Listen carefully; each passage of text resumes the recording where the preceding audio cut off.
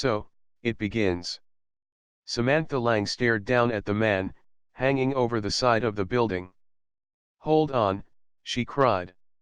"I've got you." "Don't let go," he cried. "Kyle, don't let go," she cried. "Sam, help me, please." "I won't let you fall," she tried with all her might, but his hand slowly slipped away. "Kyle," she screamed as his body fell the 10 stories to the ground.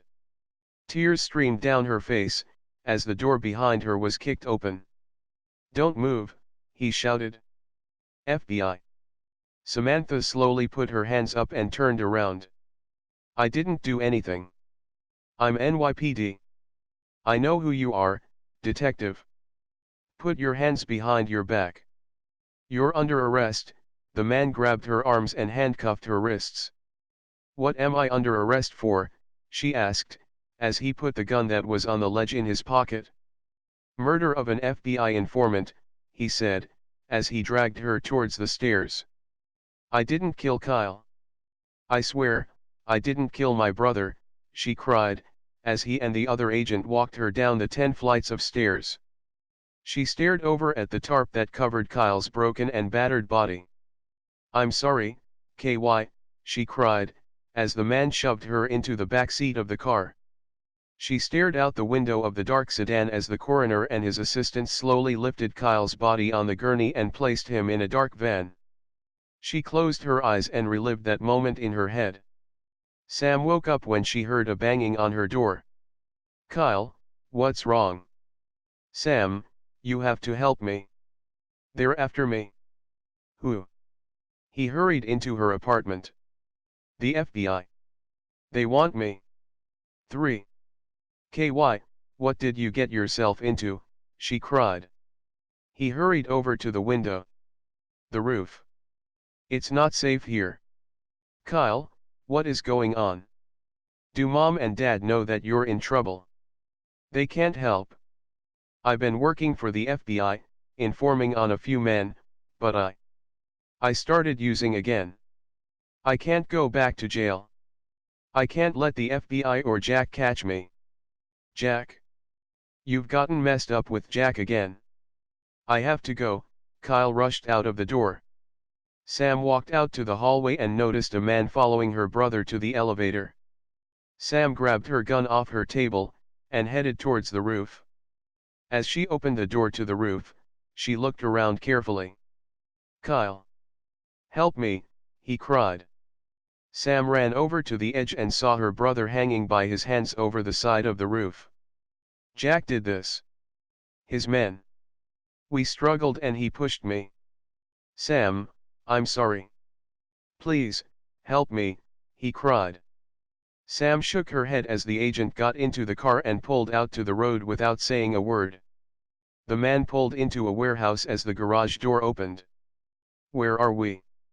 "Silence, you," he said, as he turned off the car. Sam looked behind her and noticed the garage door closing. "What is going on?" He opened the car door and pulled her out. He led her over to a table that sat in the middle of the empty room. "Sit," he said. "Easy. You don't have to be so handsy." "What? Handsy?" "Yeah, keep your damn hands off of me. No one touches me unless I say so." "I apologize." "Please, sit," he said. Sam slowly sat down. "What is going on? Why am I here?" He pulled a chair next to her. "Tell me what happened on the roof." "I don't know. No one was there when I got there, but my brother was hanging over the edge. He slipped. I couldn't hold on. I didn't kill him," she cried. "I know." He unlocked the cuffs. "Tell me. Who are you?" "Agent Parker Carlisle." "I know who you are, Detective." 4. "So, now what? My brother is dead and you arrest me? I don't get it." "Your parents. They were found murdered this morning. We went to get your brother and tracked him to your apartment." "My parents are dead? Oh, God," she cried, as she buried her face in her hands. What the hell is going on here? Ma'am, I know your life has just been turned upside down, but you are now going to work for me. Excuse me? Who the hell do you think you are? He put his hand on her shoulder. Sam, you need to do whatever I say. She pushed his hand off her. What the hell does that mean? I want you to work for me. I want you to go undercover with me to help bring Jack Morrison and the rest of his entourage down. He's untouchable. Does he know you personally? Yes, he does. He knows I'm a cop. There's no way he'll let me join his crew. You have just turned rogue. I'm sorry, but this is the way it's going to be. What if I don't want to do this? Sam ran her hands nervously through her black hair. You will be sent to prison and your other brother will be without his entire family. You don't want that, do you? You leave Dylan alone. He's, slow, isn't he? He's being taken care of. Please, don't do anything to Dylan. I wouldn't do that. Listen, Sam. I know this is a lot, but you will learn to trust me. Sam leaned back. May I smoke? Go ahead, he said. She pulled out her pack of cigarettes and tapped it on the table. She pulled out a cigarette and put it in her mouth. Parker pulled out his lighter and lit it for her. So, she inhaled and then blew out the smoke. How do I become this rogue cop? You start killing people, he said. What?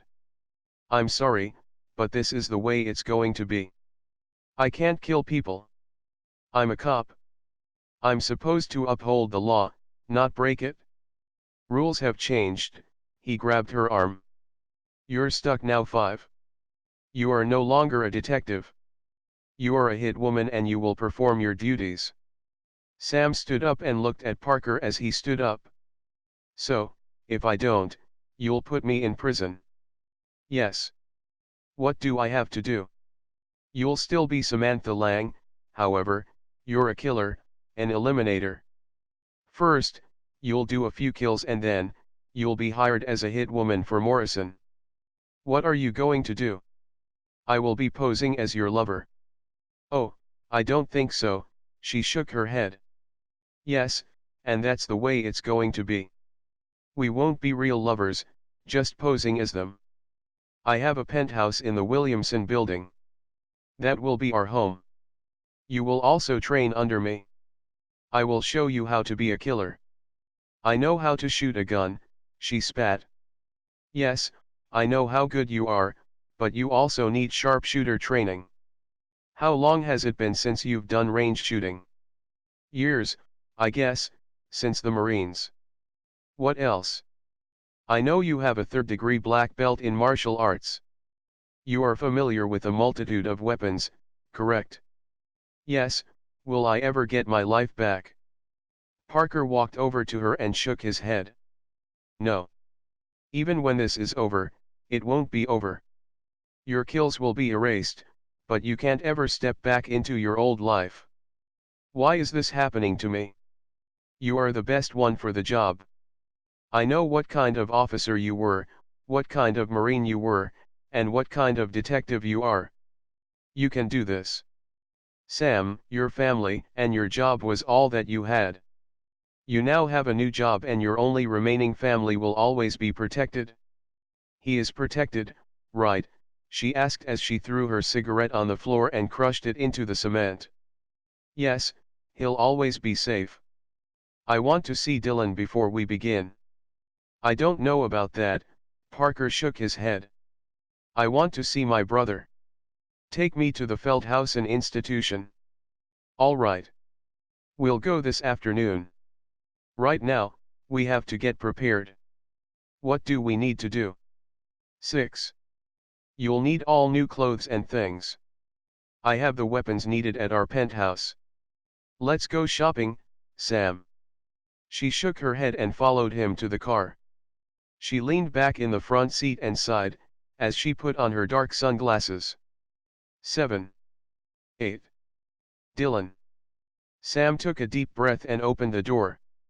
She walked over to the man in the chair and kneeled beside him. Dylan? It's me, it's Sam. He gazed over at her and smiled slightly.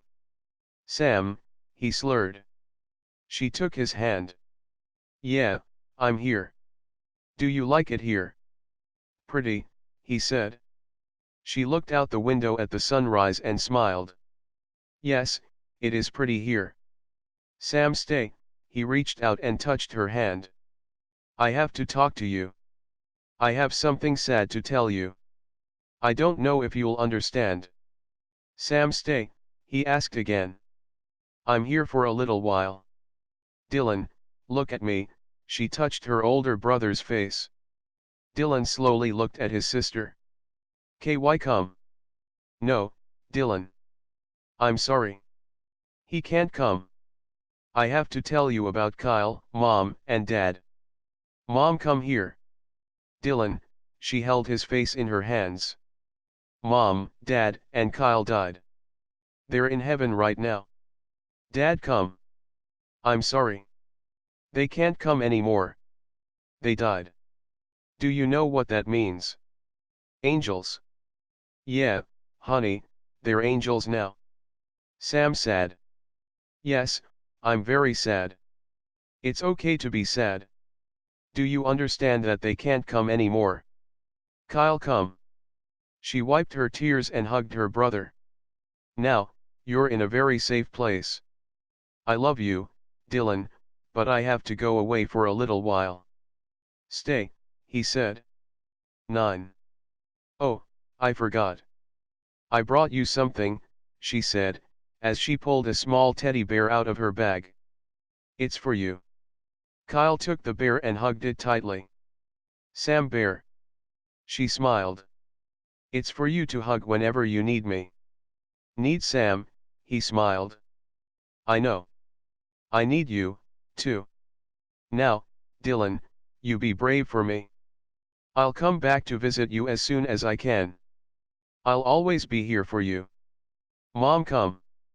Not today, she stood up and hugged him again. I have to go. You take care of your bear, okay? Okay. Bye, Sam, he said, as he hugged the bear and stared back out the window. Sam walked out the door and over to the nurse's station. How has my brother been? She looked up and smiled. No recent outbursts. He's been very calm lately. Keep an extra eye on him. I had to tell him about our parents and our brother's death. I don't know if he understood. If he needs me, call me on this number, she handed her a piece of paper. The nurse stood up and smiled. He loves you. I know. I'm just glad he doesn't remember how he ended up that way, she said, as she rubbed her scar on her forehead. He doesn't. He may not have the capacity to think like he used to, but he does love, with all his heart. Thank you. I appreciate it. Oh, also, I am the only next of kin that he has. Please, don't give his information or whereabouts to anyone unless it's me or Captain Ford. Don't worry. Your lawyer sent all the paperwork for your guardianship over this morning. I am sorry about your family. Thank you. I'll be back when I can, Sam said, as she headed down the long corridor. Sam stared at the front doors and closed her eyes. Dylan, I know it wasn't your fault. I hope you never remember, she cried. Sam, I'm so proud of you, Dylan said, as he opened the car door. Thanks. I really appreciate you coming home just because I got promoted. She smiled, as she got in the passenger seat. Of course, I would. I love you so much. You'll make one hell of a detective. I know it. 10. I'm glad you came home. I enjoyed dinner, she said, as she buckled her seat belt. I'm glad, too, he said, as he started the car and pulled into the road. Did I tell you, next week, I head to Dallas, he grinned. You're going to Texas, she smiled. Yeah, it's very cool. I get to train with the cowboys. How cool is that? Is it because of the cheerleaders? She laughed. No, of course not. It's a bonus, but it's not the reason why, he said. Dill, slow down. The roads are still slippery, she said. I've got it under control, he said as the oncoming lights blinded him. He slammed on the brakes. No. Sam screamed as the sound of crumbling metal echoed in her ears and the burning pain turned her inside out. Sam rubbed her stomach lightly and took a deep breath. No, I hope you never, ever remember that day. I remember it enough for both of us, she cried, as she headed out the doors. 11. 12. Comfort. Sam took a deep breath and walked over to the waiting sedan. She got in the passenger seat and looked at Parker. Where to next? Time to get a new car, he said. Is everything all right? Yes, he's been calm.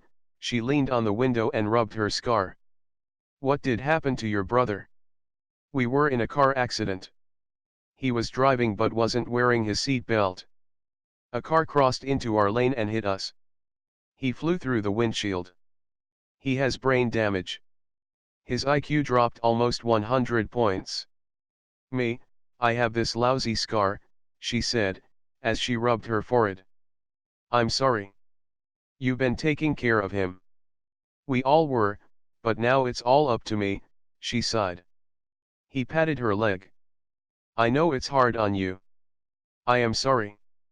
No, you're not. My life just got taken away. Some life. What's that supposed to mean? She snapped. You've lived in the same apartment for 15 years.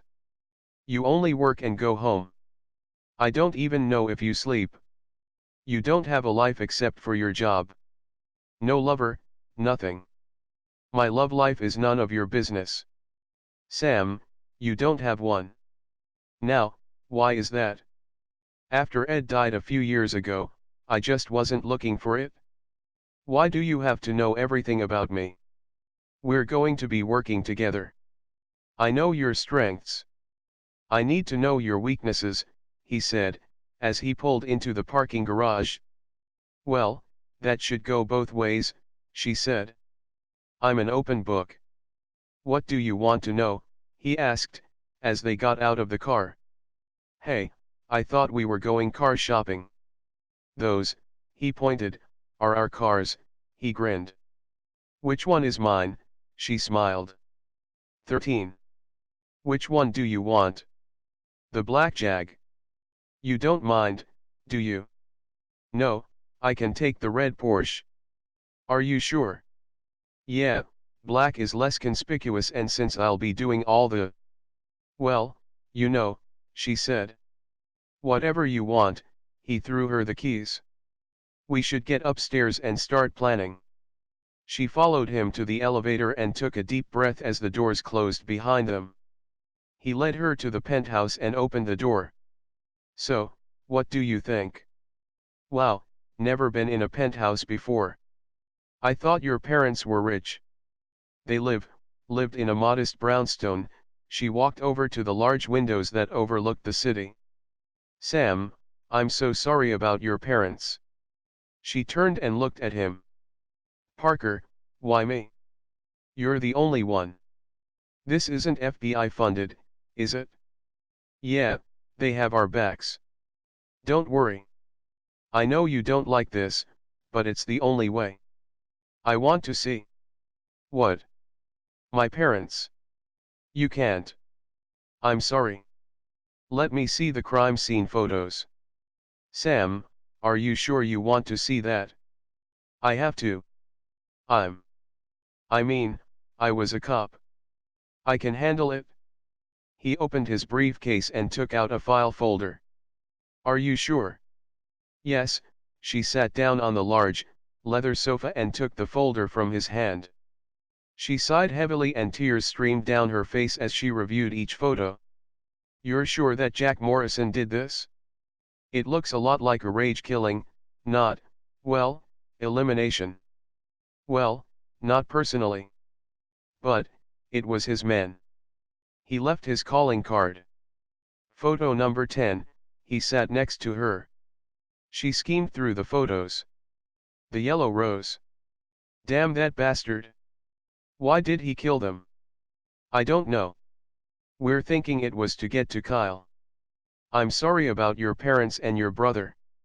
You have to think about yourself. 14. And Dylan.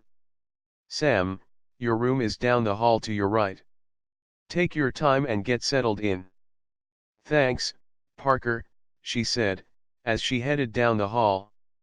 She opened up the door and dropped on the bed. She wiped the tears from her eyes as she stared at the ceiling.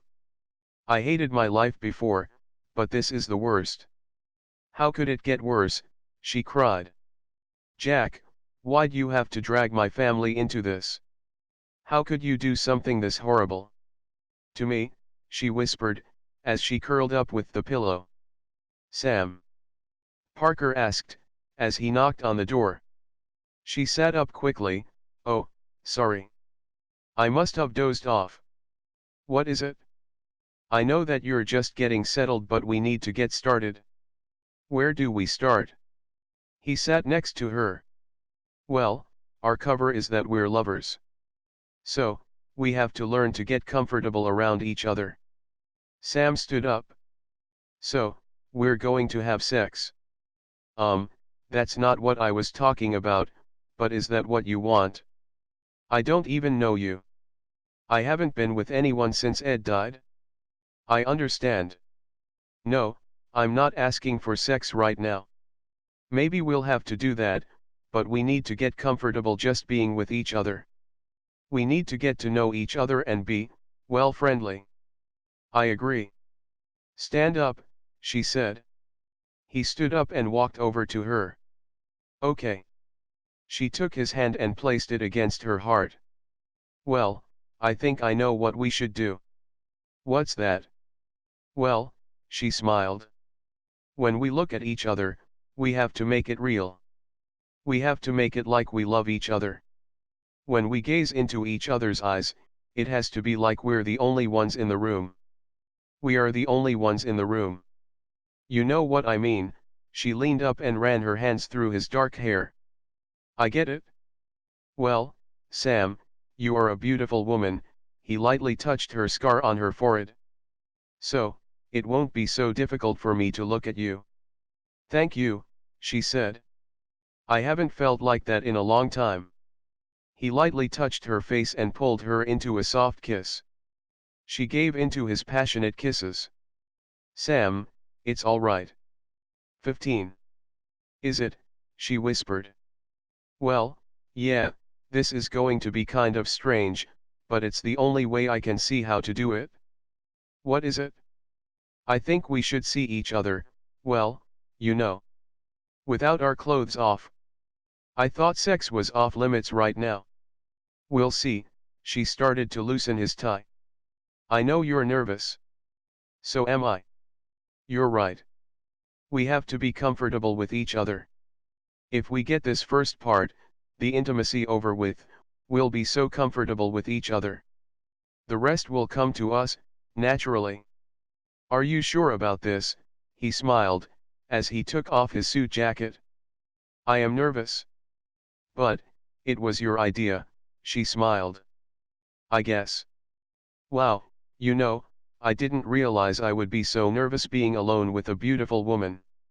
To be honest, I never have sex with men that I just met. We have to get to know each other. I am a little nervous.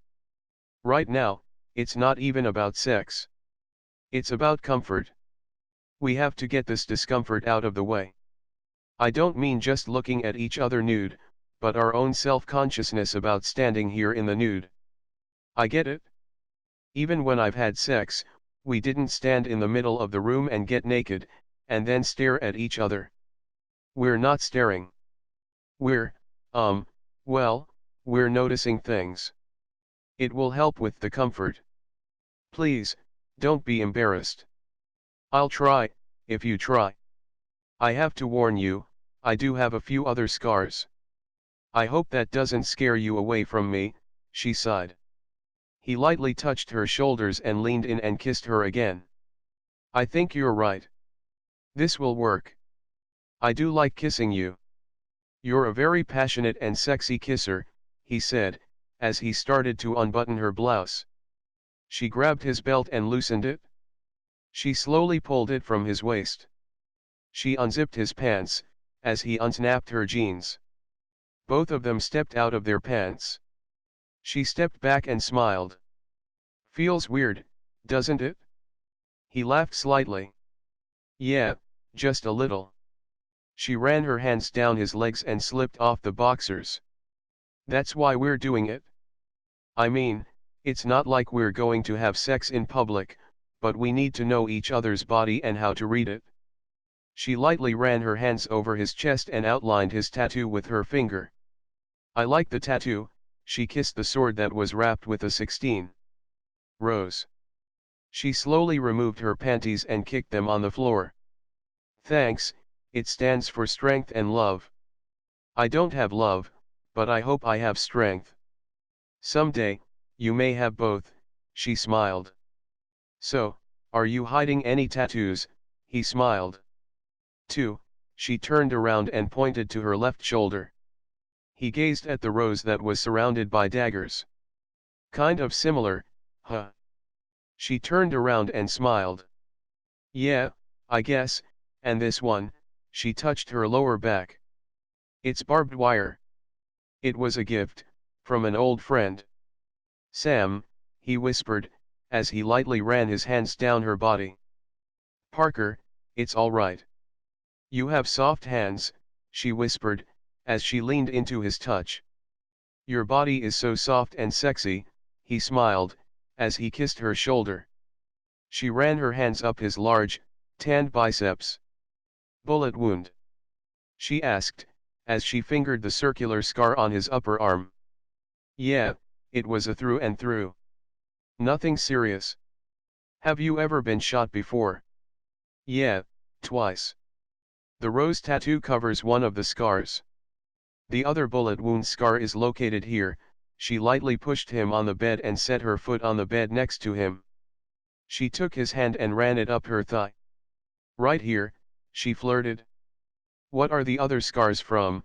He lightly touched the long, thin scar across her stomach. From the accident. When I hit the dashboard, the glove box opened up and it cut open, right there. Sounds painful, he said. It was. But, back to us, she gently laid him on the bed and laid on top of him. I think sex should wait.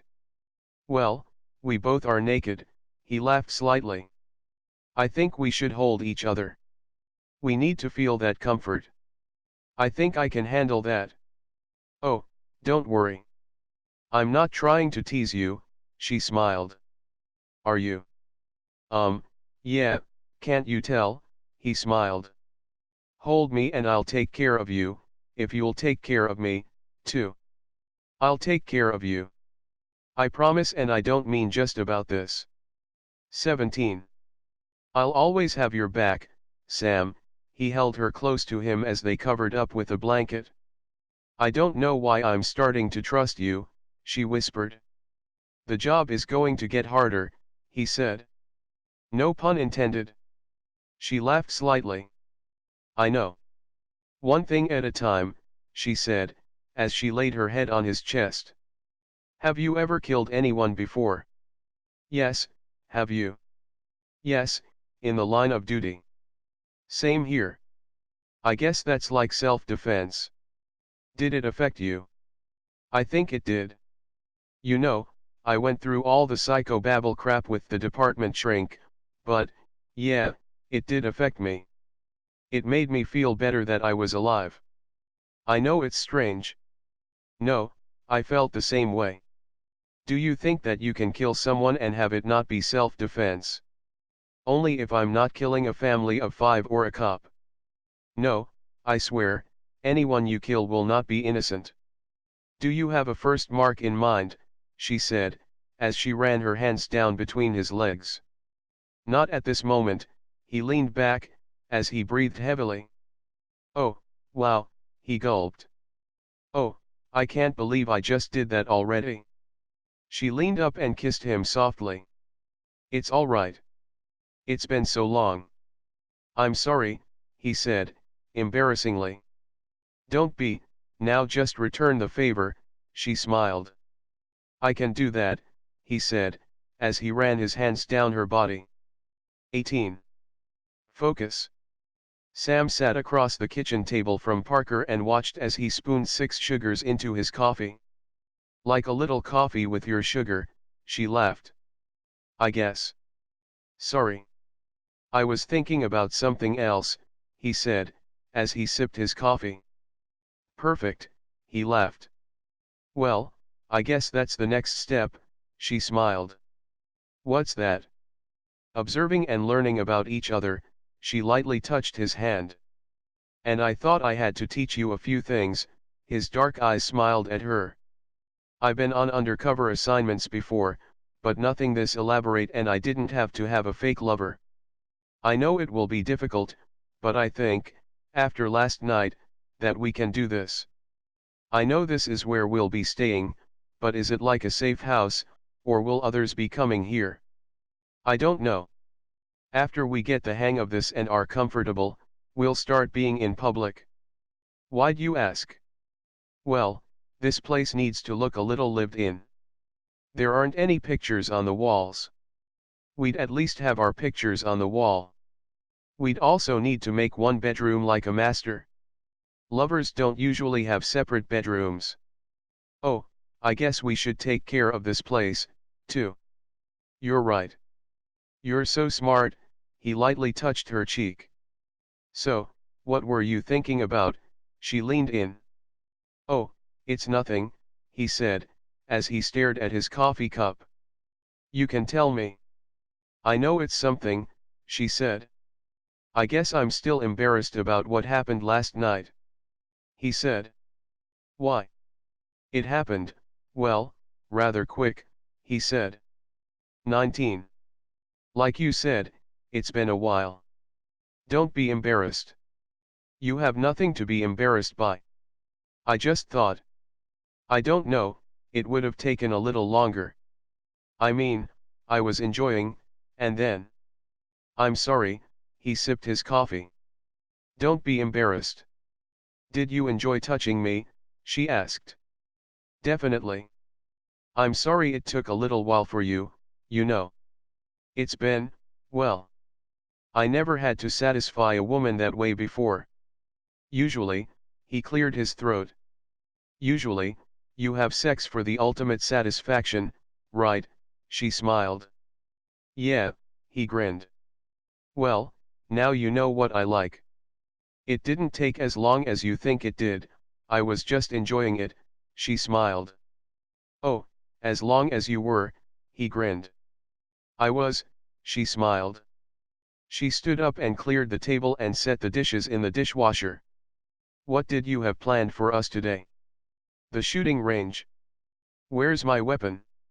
Weapons, he took her hand and led her down the hall towards the den. He walked over to the desk and opened the large case. Now, we have a high-powered rifle with a scope. There are also 4 sidearms. Not sure what you're comfortable with. I have a 9, a .38, a .45, and a .22 caliber. What do you carry? She asked, as she sat on the desk. I carry a .45 in my side holster and a .22 in my ankle holster.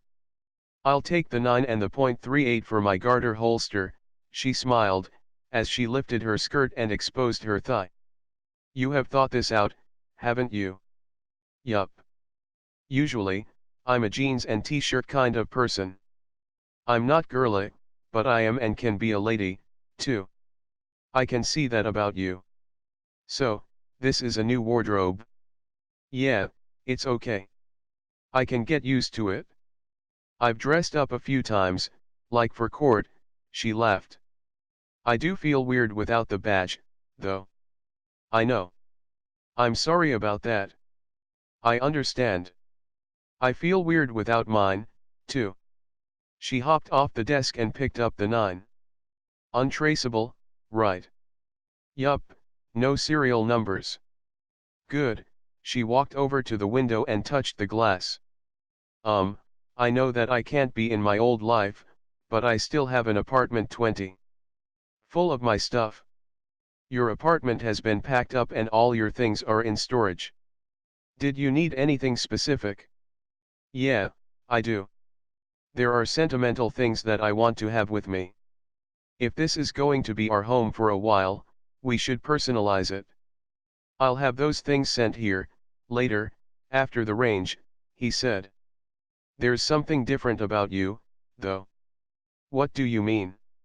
You were so angry about your life being changed and now, you just seem calm and focused. She turned and faced him. At first, yeah, I was angry, but then I thought about what you said. You were right. I didn't have much of a life. My life was about the job, ever since Ed died. I worked 18-hour shifts and then went home for a few hours. That was it, unless I was working out or shooting something. Parker, have you ever seen my shots? No, I did hear you were a good sharpshooter in the Marines. Yes, I was. I was a sniper. I killed a lot of people for the good of our country. I understand. Just think of this job that way. How do I know that any kill is not going to land me in prison? Trust me, he said. I'm learning to. I guess we'll have to prove to each other that we can trust each other. We will. Now, let's go to the range. We'll take your car. He walked over to the desk and closed the gun case. Ready? Yeah, let me grab my jacket, she said, as she headed down the hall towards her bedroom. 21. 22. Training. Sam took aim at the target with her 9mm handgun and shot until she emptied the clip and the chamber. She smiled at Parker as she pressed the button to release her target towards her. She pulled down the target and smiled. So, what do you think? Headshots? And 2 heart shots? Don't forget those, she smiled. You are good, he laughed. Damn right I am. Have you figured out your calling card yet? He asked. Yup, I know the perfect thing. I'll show you later once I prepare my bullets, she laughed. Just to prove to you how good I really am. She said, as she pressed the button and loaded another target. What are you doing? He asked. Just watch and learn, she grinned, as reloaded her gun. She took aim on the target and emptied the clip. She pressed the button and he stared at the target as it moved slowly towards him. What the hell? He stared at the smiley face bullet holes in the target's head. Have a nice day, she laughed. Oh, that was too good, he laughed. Very cool. You won't do that to real people, will you? No, too sloppy. I was just showing you my prowess, she smiled. So, where do we go to do the long range? Follow me, he said, as the two of them headed down the long corridor. Parker opened the door and they both went outside. This is a training field for the army. Targets. Over there, he pointed to an abandoned makeshift town. All I have to do is work the controls and you can let off your shots. Your target will be all who are not civilians. I can do that, she looked around. I want to get up on this building. Is there a way up? Why don't you figure that out? After all, you'll be scoping out 23. The areas around the mark. She looked into his eyes and smiled. So, if I'm this great hit woman, what will you be doing? He lightly touched her face. First, I'll be trying not to get turned on by your prowess with that rifle, he cleared his throat. So, I turn you on, she flirted. Definitely. What's the second thing? I'll be your backup. Your way out. Your wheelman. Can you shoot? Yeah, I can shoot, but I damaged my left hand a little. He held up his left hand and exposed his small scar. What happened? She asked. Nail gun.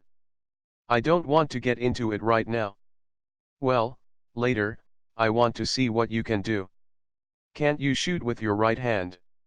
I've been working on it. It's very awkward. She leaned up and kissed his cheek. Well, get on those controls. I'll take my position. In exactly 5 minutes, start popping up those targets. She leaned down, picked up the silver case and headed around the building. Parker looked at his watch as the time dragged on. He looked around at the tops of the buildings that surrounded the training range, but he didn't see her. He took a deep breath and started pressing the buttons for the electronic targets. One by one, the targets stood up, in conjunction with several shots that echoed throughout the range. He looked around but still he couldn't see where the shots were coming from.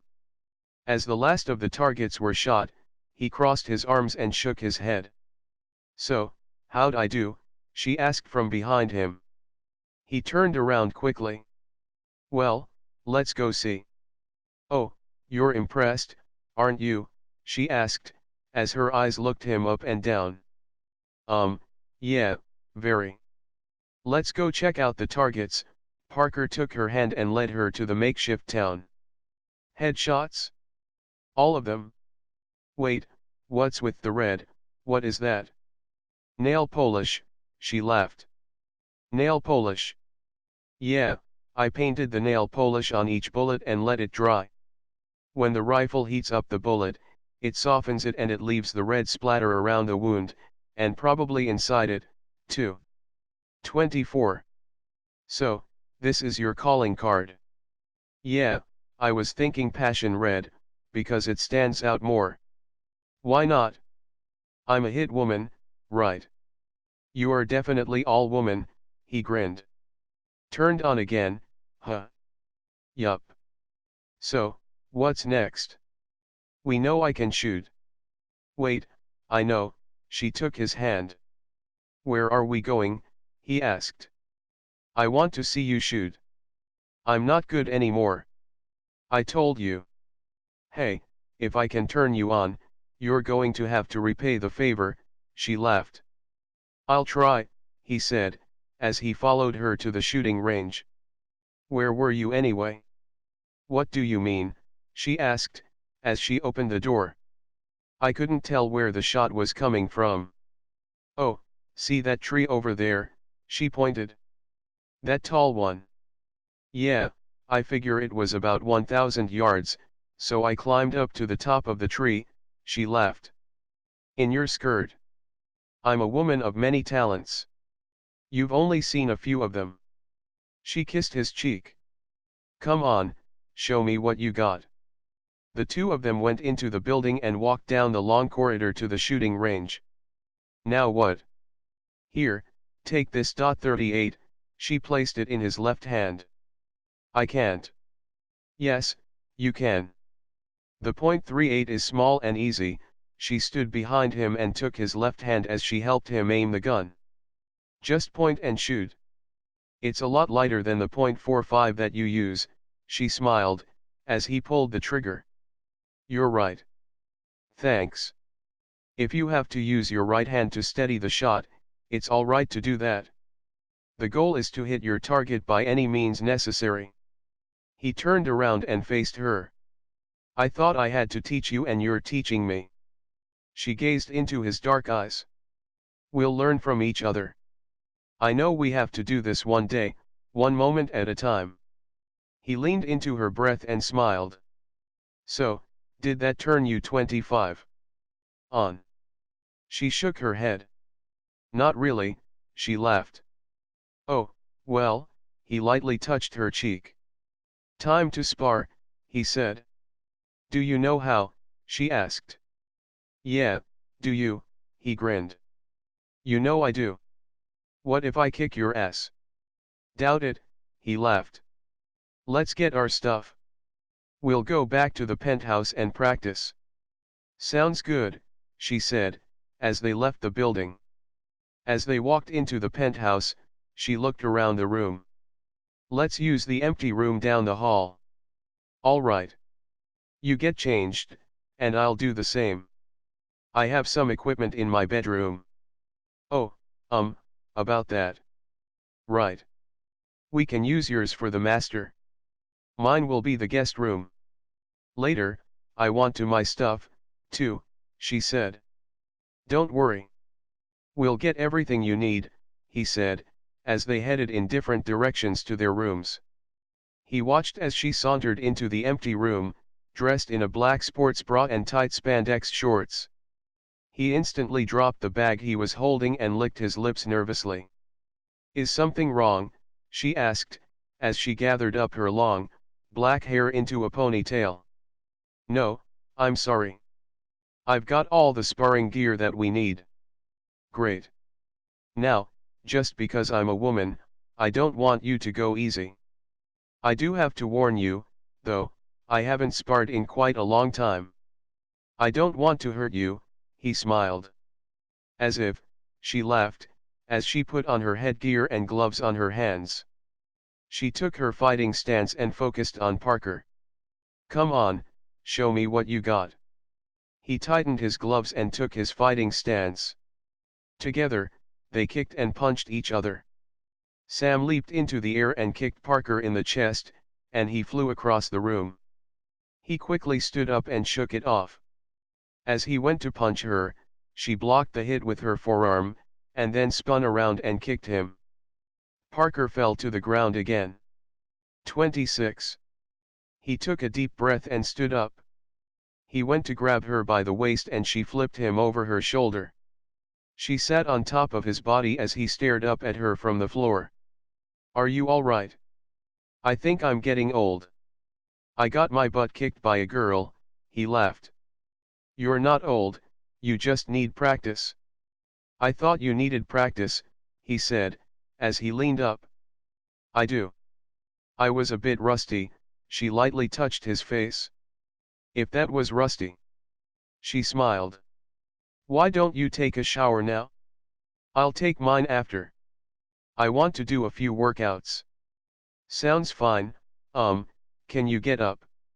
She slowly stood up and took his hand and helped him to his feet. Are you sure you're all right? She tried to hide her laughter. I'm fine, he muttered as he stood up. He headed out of the room and down the hall towards the bathroom. Sam walked over to the boombox and turned on the CD player. She walked into the middle of the room and started practicing her punches and kicks. Parker wrapped a towel around himself and stood in the doorway to watch her work out.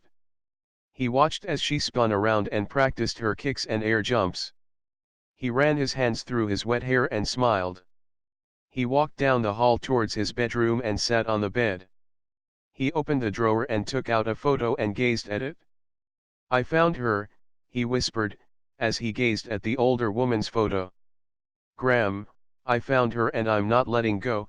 He placed the photo back in the drawer and proceeded to get dressed. 27. 28. Arousal. Sam got out of the shower and wrapped a towel around her body.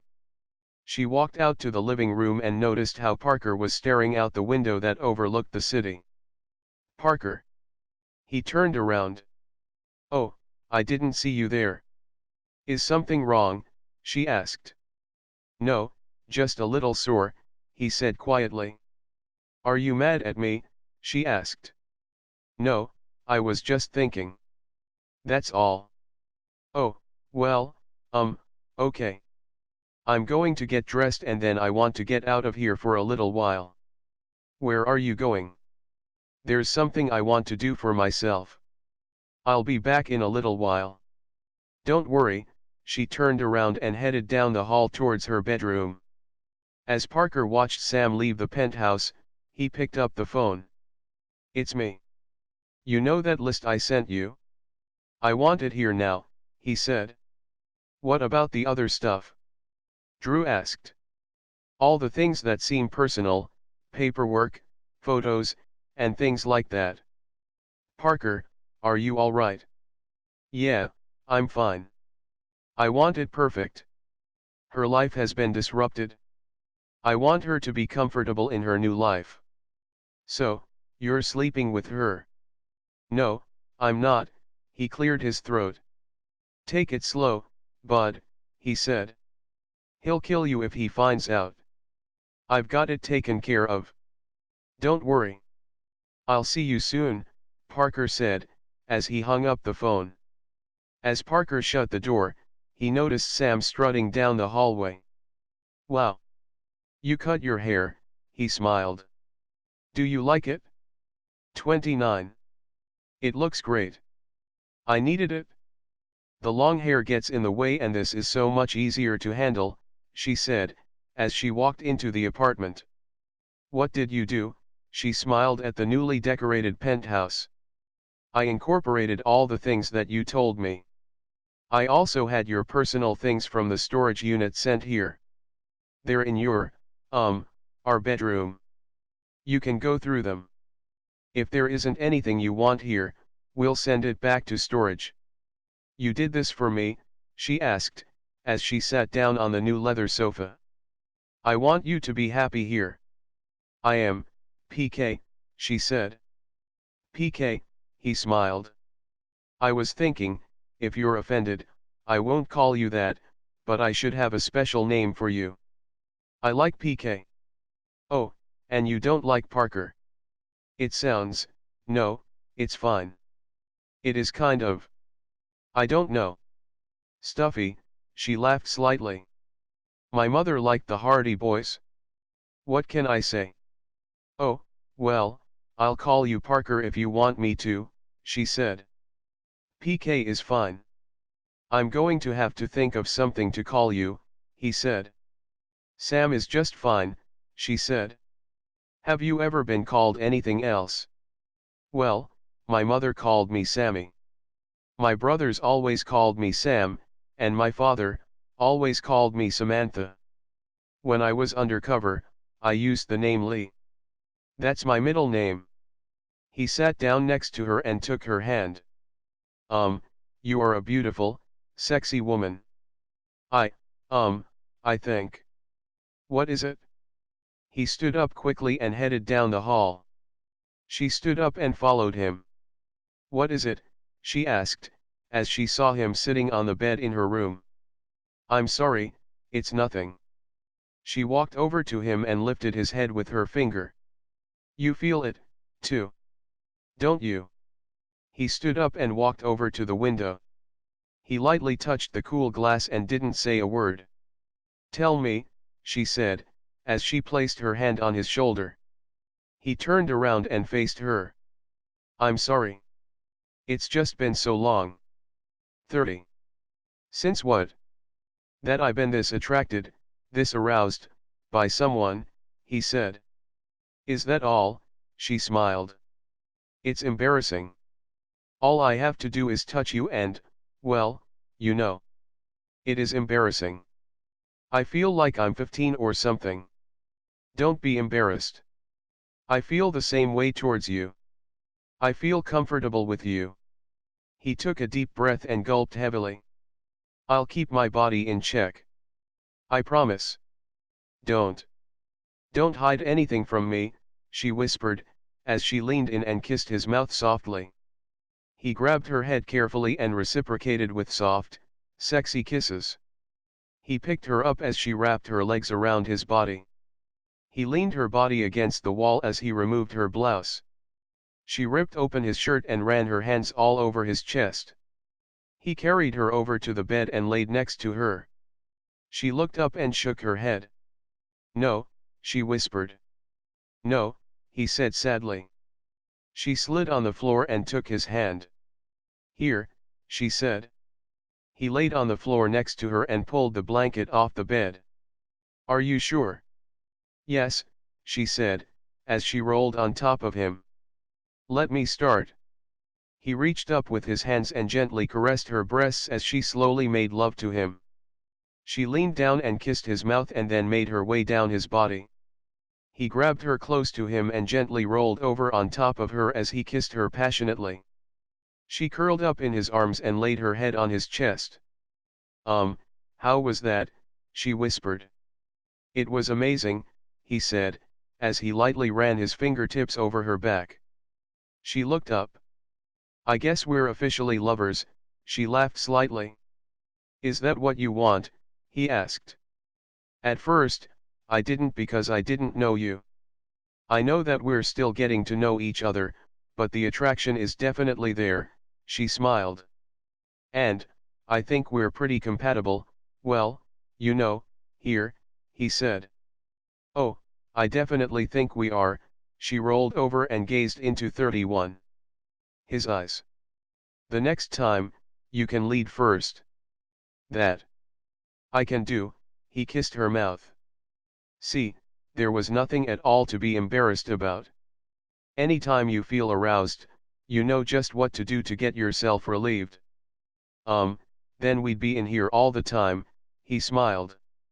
Is that a bad thing, she whispered, as she brought his lips to her. No, not really, he said as he held her close. 32. Knowledge.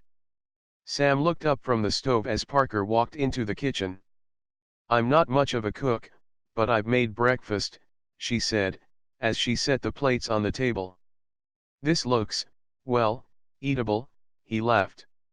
I think I'll do the cooking from now on, he said, as he took a bite and then spit it in his napkin. I know, it tastes like crap. I do make a mean cup of coffee, though, and I can do toast. That sounds better, he smiled, as he pushed the dish away. What was this supposed to be? Eggs, she laughed. Oh, it kind of looks like. I know, spaghetti, she said, as she poured them both a cup of coffee. So, if you can't cook, how'd you feed yourself? Well, take out and my mom, she stopped. My mom used to make a lot of meals and send them over. All I had to do is reheat them. You miss your parents, don't you? Yeah, she said, as she sat down. Mom and I were very close. She worried about me, not because I was a girl, but because I'm the youngest. What about your father? Well, he was closer to Dylan and Kyle. When Dylan and I had the accident, he didn't leave Dylan's side. He devoted himself to my brother.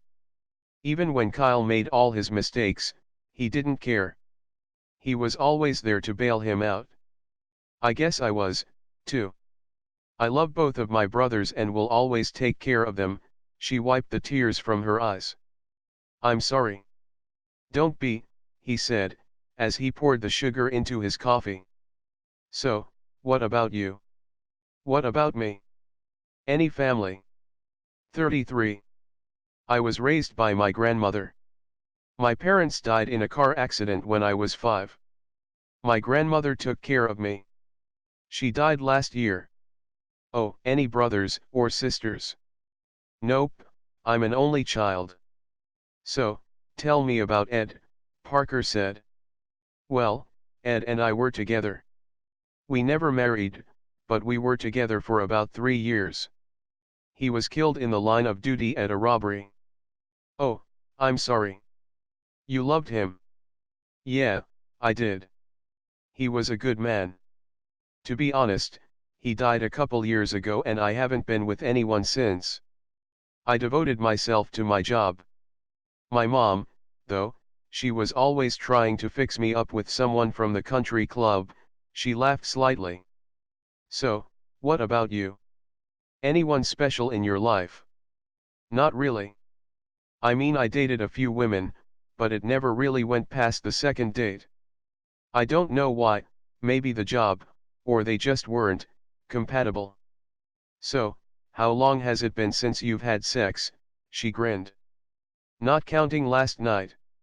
Alone or with someone, he laughed. With someone, she shook her head slightly. A few years. I have to admit, even though it was been a long time, last night was amazing. I never had anyone take the lead before and it was. Well, I thought we'd both enjoy it. Oh, I certainly did, he lightly touched her hand. So, we are officially lovers. If that's what you want, she smiled. Another thing. What's wrong? I think that we should both be totally honest with each other. I agree. What's this about? We should be honest about the job, but also how we feel. If you need space, let me know. I'll do the same. I know we're both devoted to getting this job done and we don't know what will happen when it's over. I want you to know that I didn't have sex with you yesterday for the sake of training or the job. I did it because I wanted to.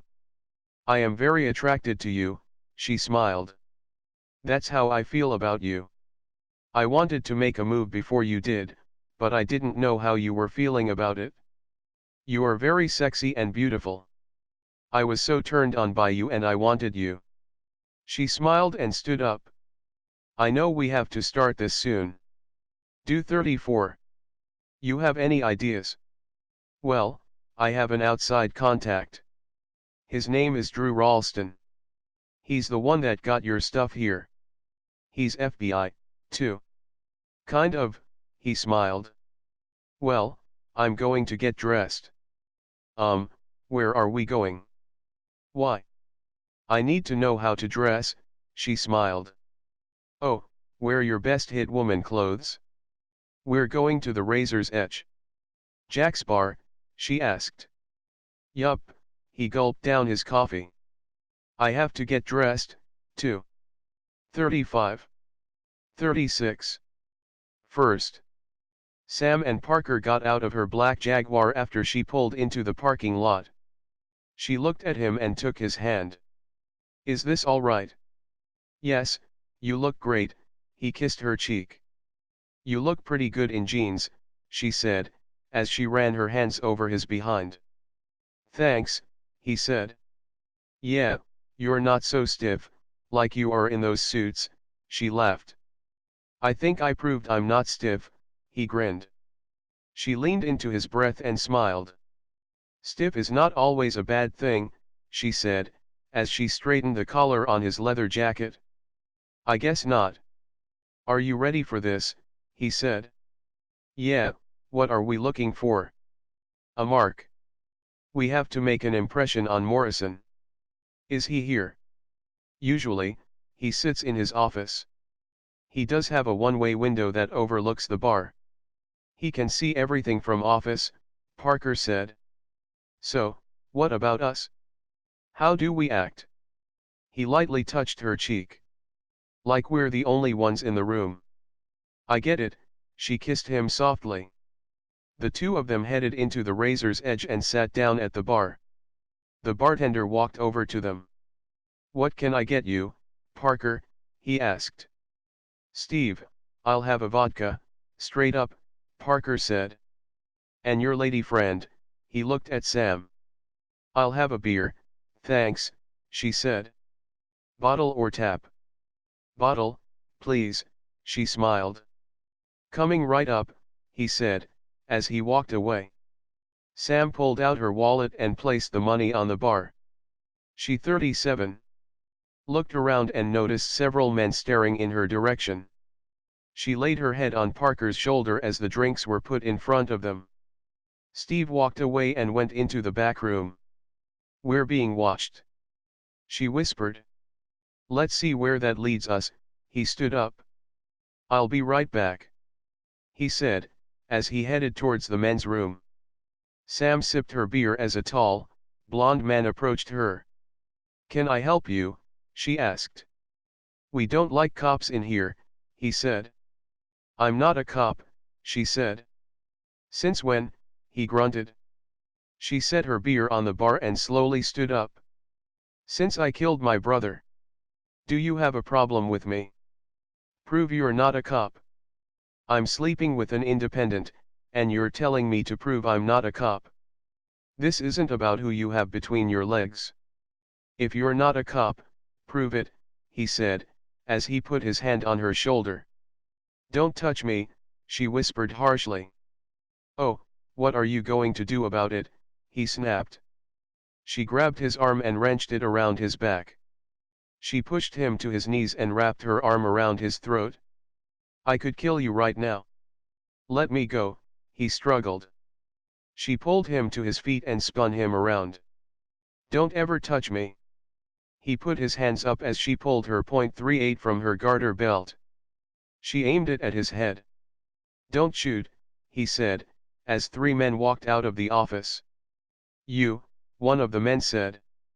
She looked at the three men and shook her head. He touched me.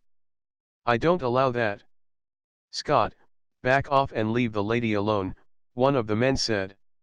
Scott slowly backed away and headed back to his seat as Parker came out of the bathroom. What's going on? He asked. You are with this woman, the man asked. Tom, I don't have to explain myself to you, but since I'm sure you're all just curious, she's my woman. Tom smiled. Prove it.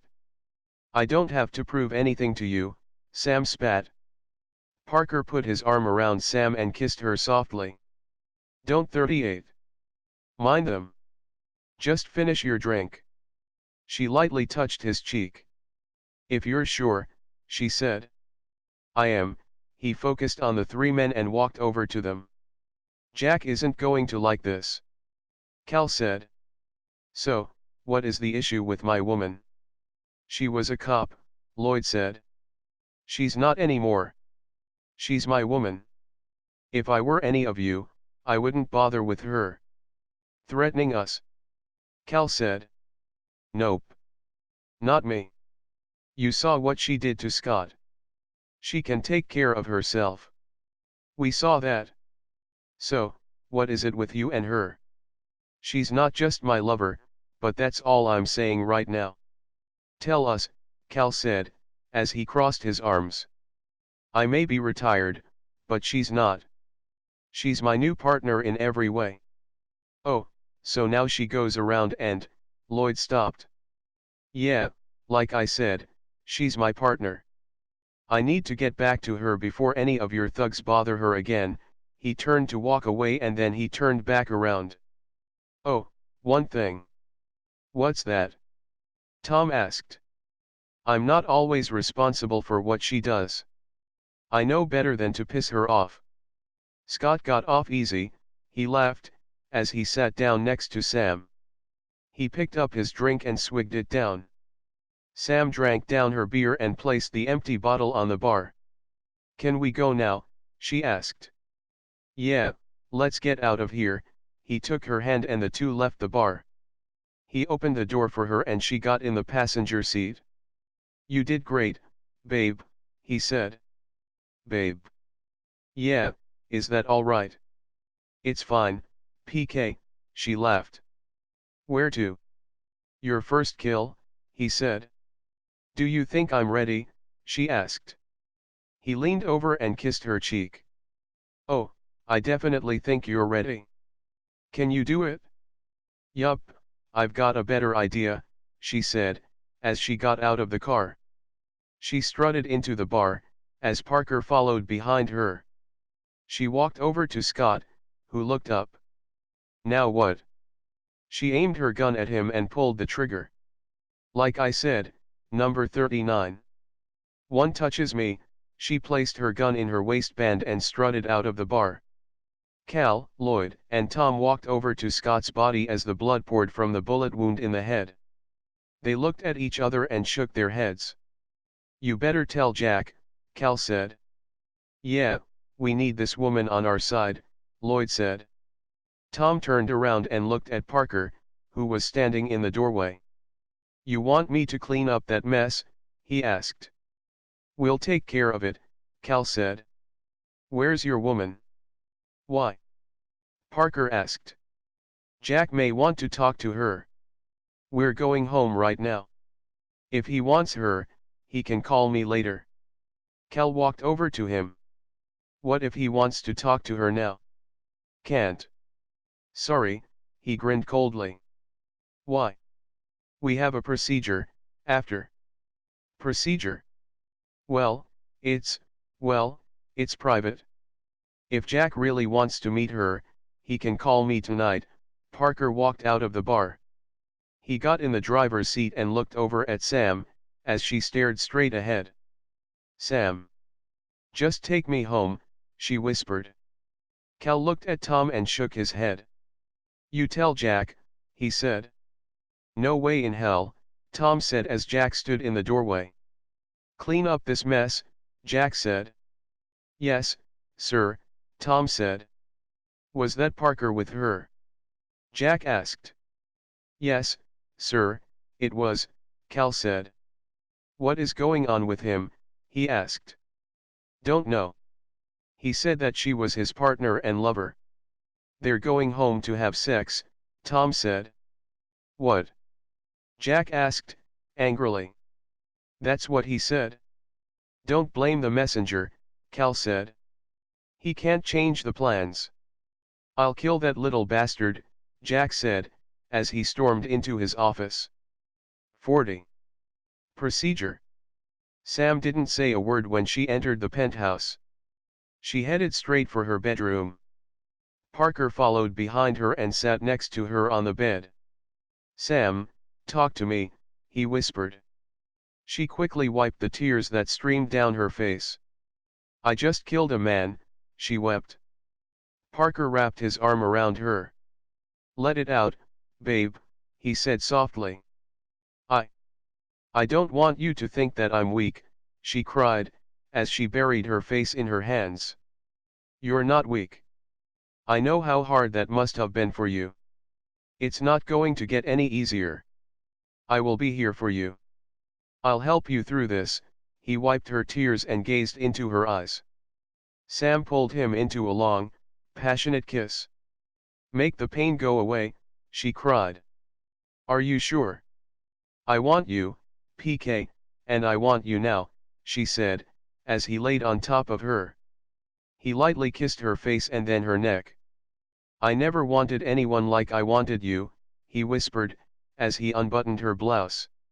She looked up at him. PK. What is it? How do you feel about what I did? Well, I was very proud of you. I know it's very hard on you, as it is me, but you made quite an impression. Morrison wants to meet you. Oh, why didn't we go? I told them that we have a procedure after a kill, he grinned. Which is? He leaned in and kissed her softly as he ran his hands down her body. This. Oh, so, you planned this? No, I figured you would need some time to yourself after each 41 kill. I knew it'd be hard on you. I thought if I told them that you always have sex after each kill, it would be the perfect cover. We don't have to. I didn't plan this, honest, he smiled. I do want you. Please, make me feel better, she cried. He wiped the tears. No more tears, babe, he kissed her softly as he made gentle love to her. Sam curled up next to Parker and ran her hands down his chest. I need to know something. What's that? When this is over. Sam, if we become something more than just part of the job, we will continue, no matter what. Do you want something to become of us? She whispered. I do. I have a lot of feelings swirling around in my heart for you. I am so attracted to you, not just physically, but emotionally. You've touched my heart, he kissed her forehead. I guess. I was afraid. Of what? Having feelings for you.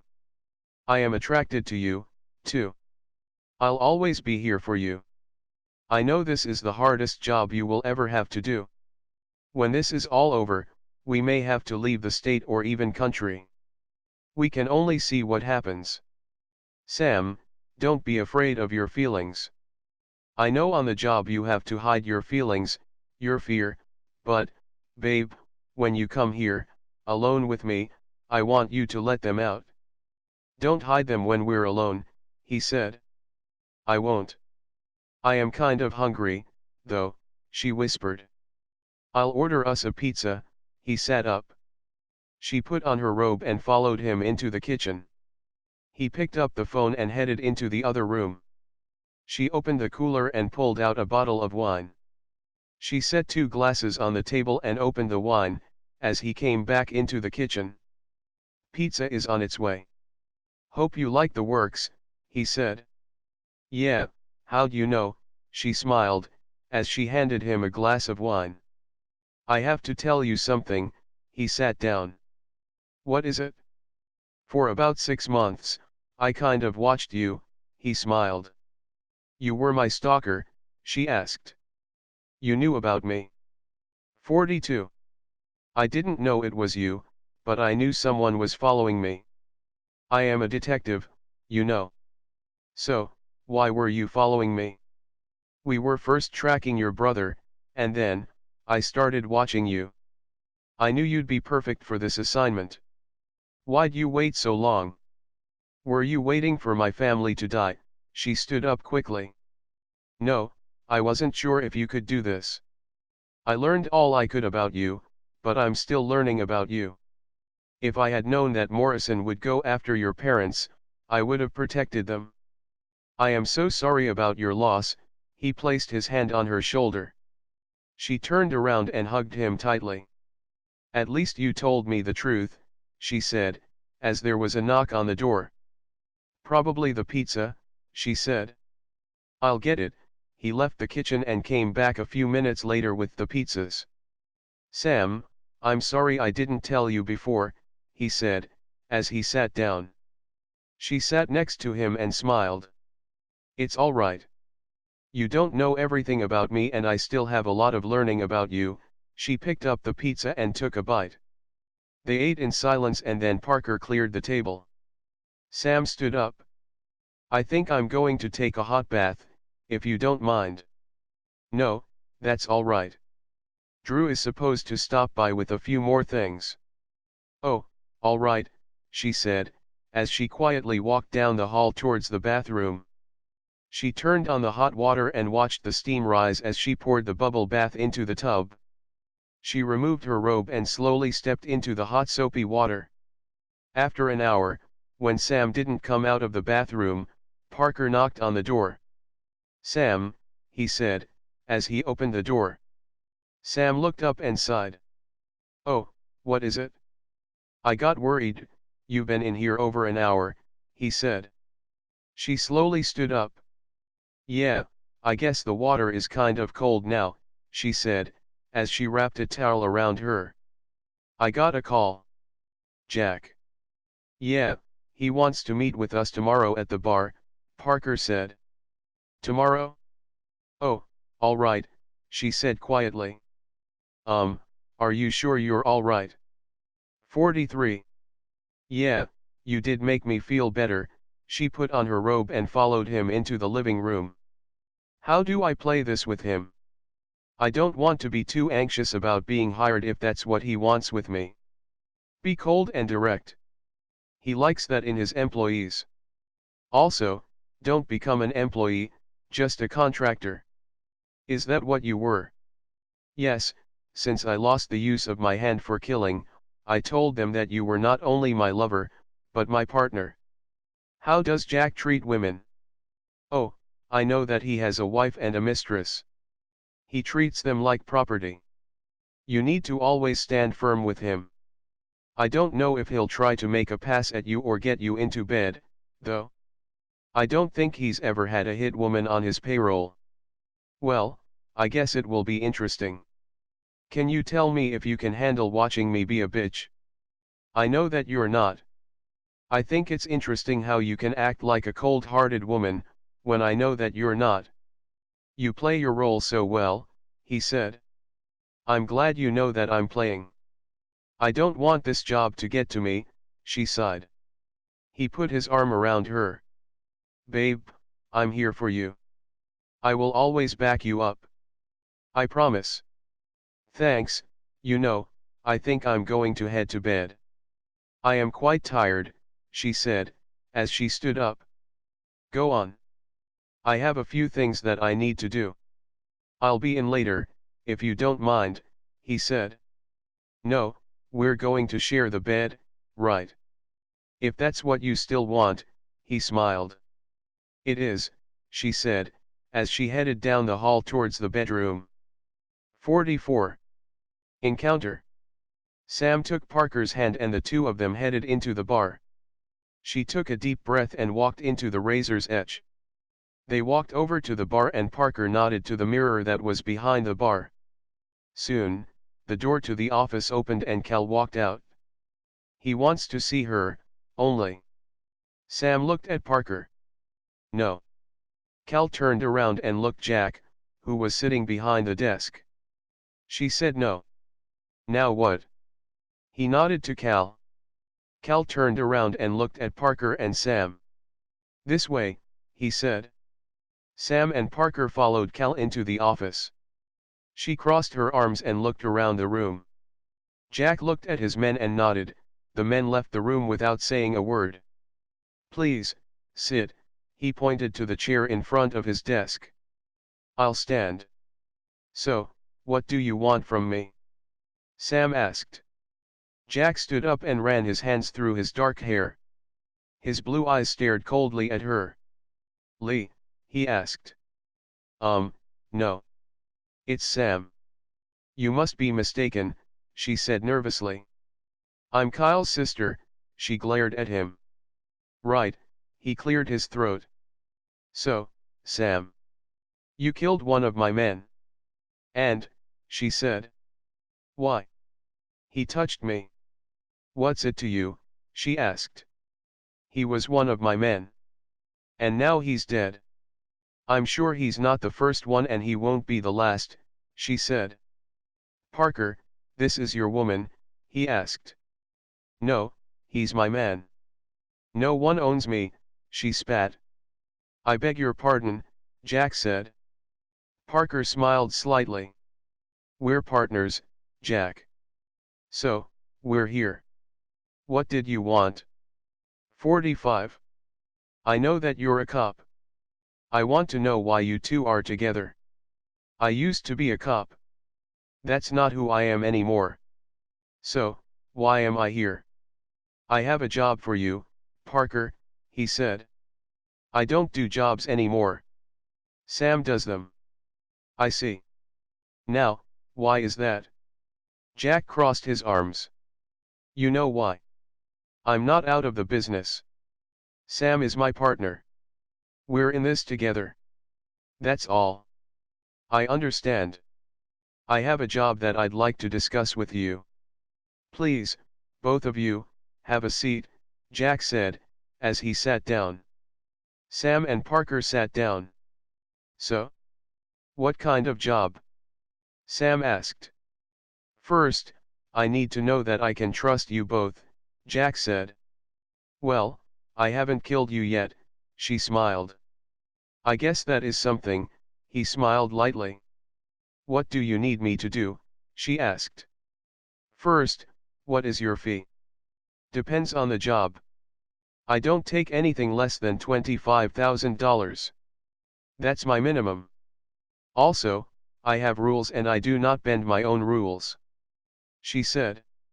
What are your rules, Allure? First, call me Sam.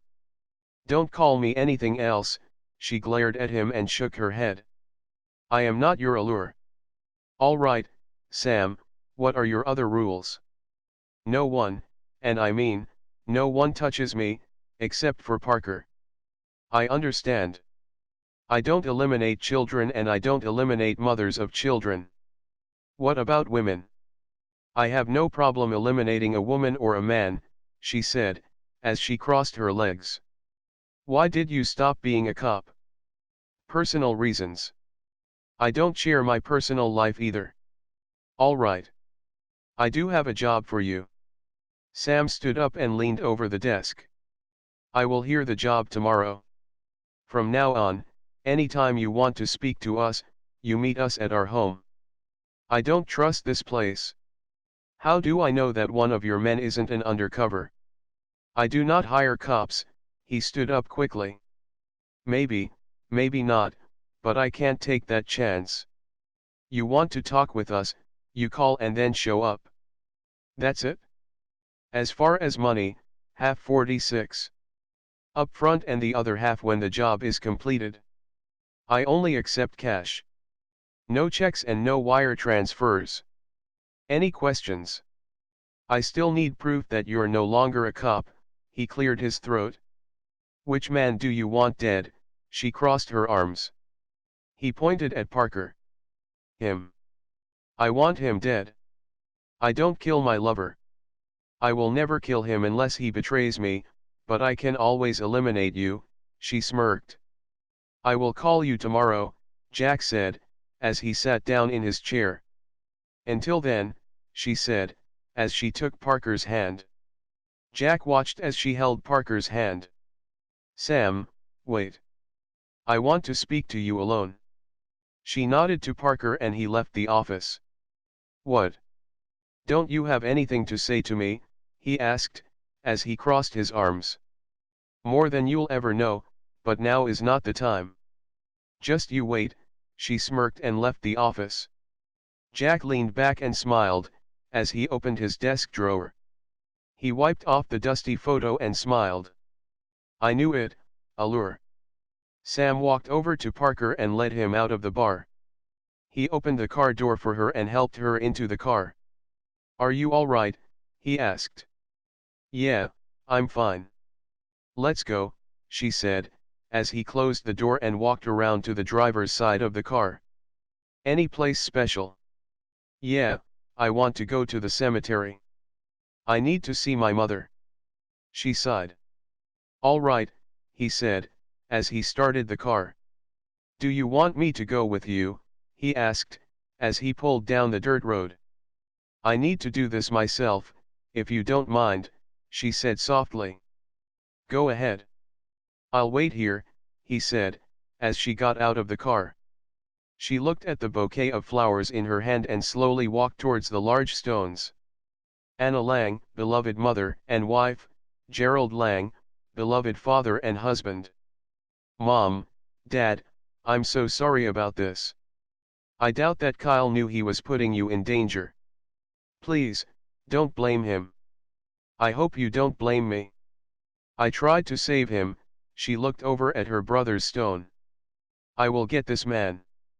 I will bring him and his men down. I know I'm doing all the wrong things. I feel trapped. I don't 47 know what's going on in my life anymore, she cried, as she put the flowers against her mother's stone. Mom, forgive me for everything that I've done and that I'm going to do. I will always take care of Dylan. I promise. She looked towards the car, and watched as Parker sat on the hood. I found someone, Mom. I don't know what's going to happen, but out of this whole mess, he makes me feel good.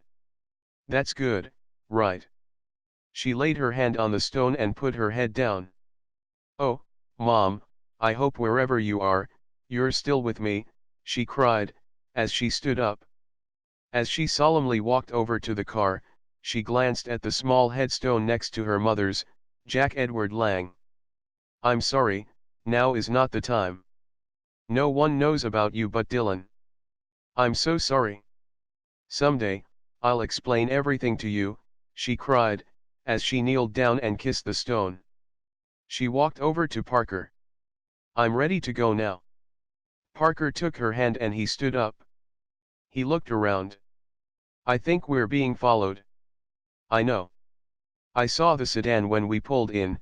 She took his face in her hands and kissed him softly. If they want a show, let's give them one. Come on, let's go home. I have a feeling they will be watching us until they're all dead, she sighed. He kissed her again and then they got in the car. Parker drove out of the cemetery and back to their building.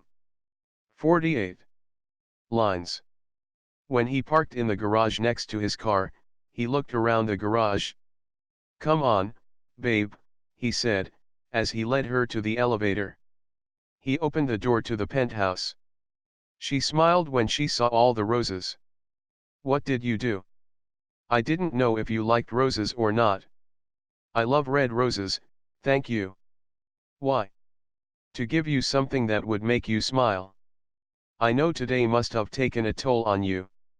I just wanted to kill him right there. How dare he tell me to kill you, she said, as she dropped on the sofa. My guess it was to see if you had loyalty, he said, as he sat down. I do. I am loyal to you. I hope you know that you can trust me. You proved that today. I knew it, though.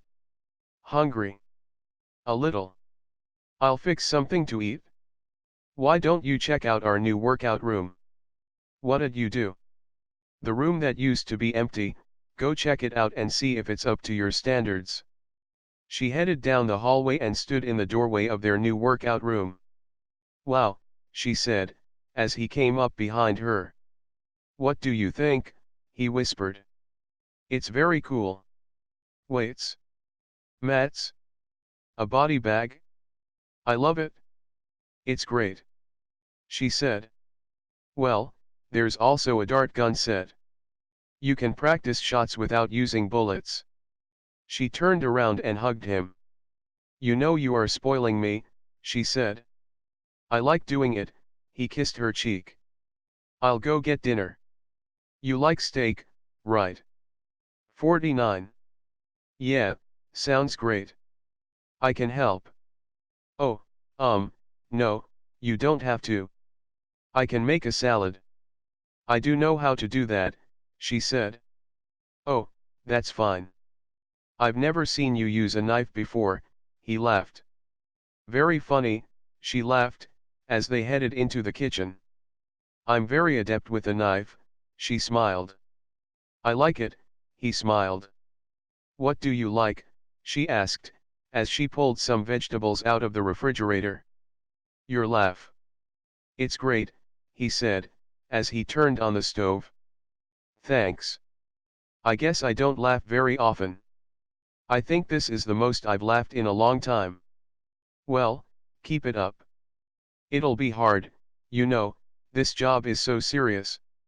I know, but, babe, when we're together, the whole other world will disappear, he said, as she chopped the vegetables. He pulled out a bottle of wine and poured the glasses. So, you never said anything. Why did Morrison want to talk to you alone? I swear I thought he knew I was Kyle's sister, but he acts like he knew me as someone else. I don't know. I don't even care. I'm not hiding who I am. That's good. He didn't say anything about us being together, did he? No, why would he? I don't know. Never know what kind of crap he'll try to pull. We can't trust Morrison. I know that. She gathered all the vegetables, threw them in a bowl, and then tossed them around. There, salad is done. Great, the steaks need a few more minutes, he said, as he flipped them.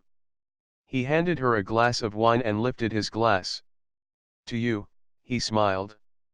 To me, she asked. The most beautiful woman in the world, he said. Do you use that line all the time? She asked. It's not a line. If I were going to use a line, I would have said, your legs must be tired because you've been running through my mind all day, he laughed.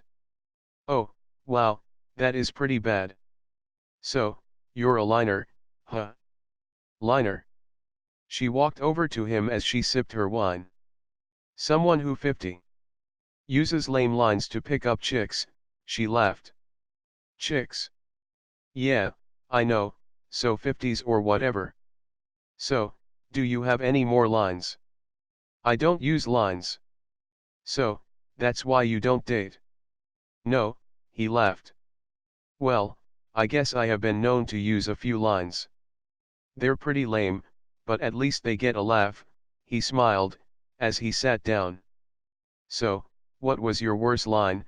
She asked, as she sat down and leaned in for his answer. You first, what was the worst line you ever heard? Oh, that's easy, it was what's your sign, she said. What did you say? He smiled, as he lightly ran his fingertips over her hand. Stop, she laughed. So, come on, tell me. If you saw me in a bar and you didn't know me, what would you say to me? Oh, well, I don't know, he blushed. Oh, come on. You've had a line you used all the time. She kissed him softly. Oh, well, I've never used this, but I think it fits the way I feel about you, he smiled. What? I think I can die happy now, 'cause I've just seen a piece of heaven. Oh, that is so bad, she laughed. Well, I could walk up to you and say, if I told you that you had a beautiful body, would you hold it against me, he said, as he stood up and took the steaks off the stove. That could work, she laughed, as she dished out the salad. They sat down at the table and started to eat. As she was eating, she watched him intently. He looked up and noticed her staring at him. What? I was just thinking. What is it?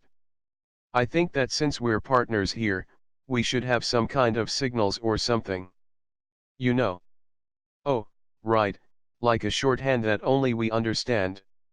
Yeah, you know, body signals or phrases to tell each other things. 51. What would we have to tell each other? If we're being watched out in public. He looked into her eyes. I can see heaven in your eyes, babe. How's that?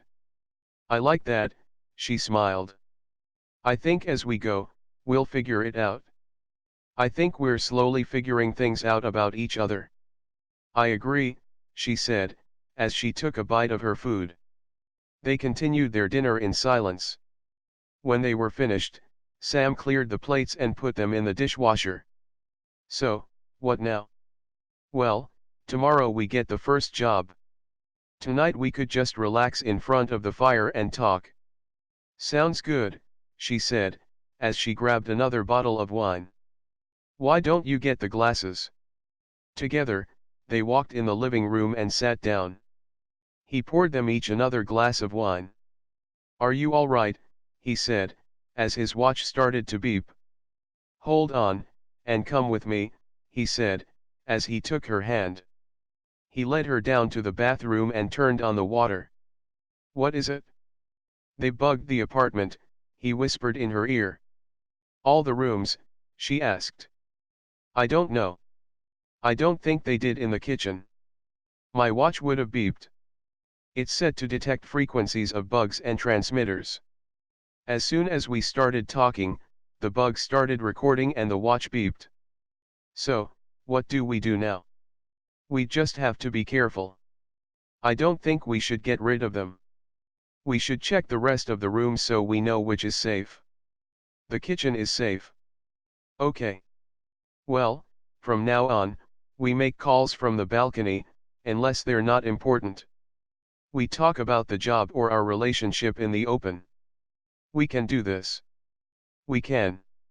Let's just be careful about talking about our relationship. I don't want them to try to use that as a weakness against us.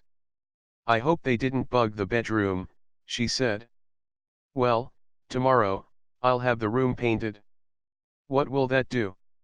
I can have it painted with specialized nanotechnology paint 52. That will prohibit any electronic devices from recording. If there's a bug in our room, it won't transmit, but neither will cell phones. Oh, that's all right. That sounds good. Have it painted light blue. You don't like the white?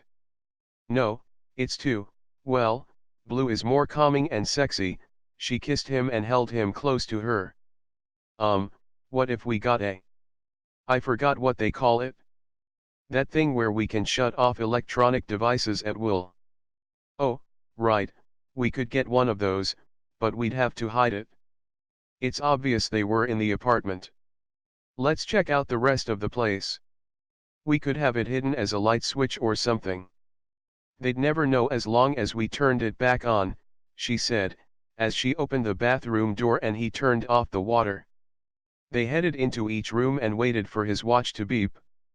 He took her hand and led her into the kitchen. Sam, I'm sorry that I've interrupted your life. This is not what I wanted to do, but it's so important.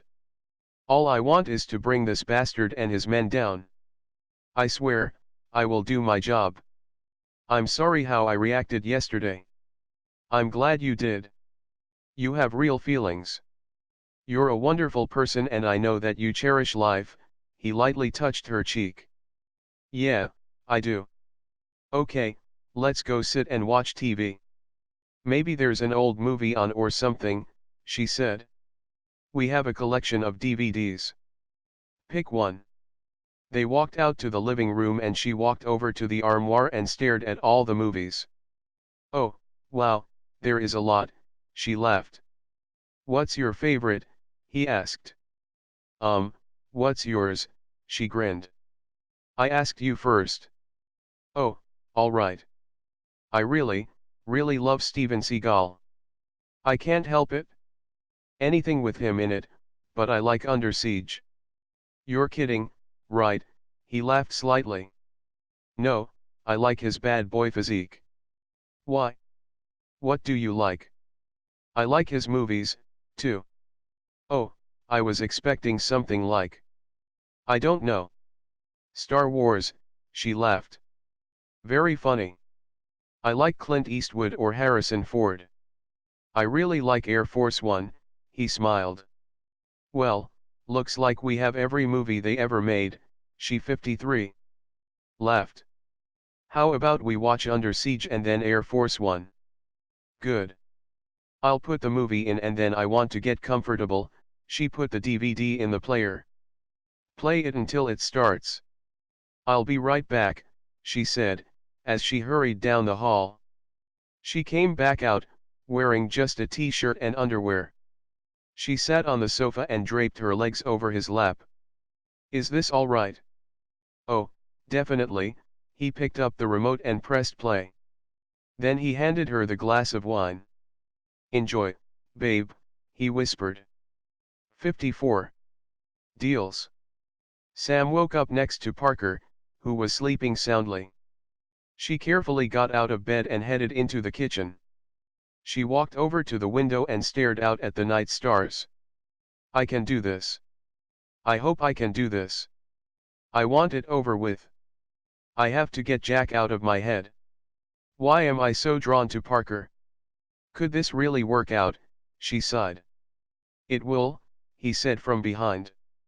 Oh, did I wake you? A little, he walked over to her. Sam, tell me. She turned around and faced him. I know we have to be focused on the job, but, I find myself wanting to focus on you. On us. I know. It's not professional. I should be worried about getting this job done. All I keep thinking about is you.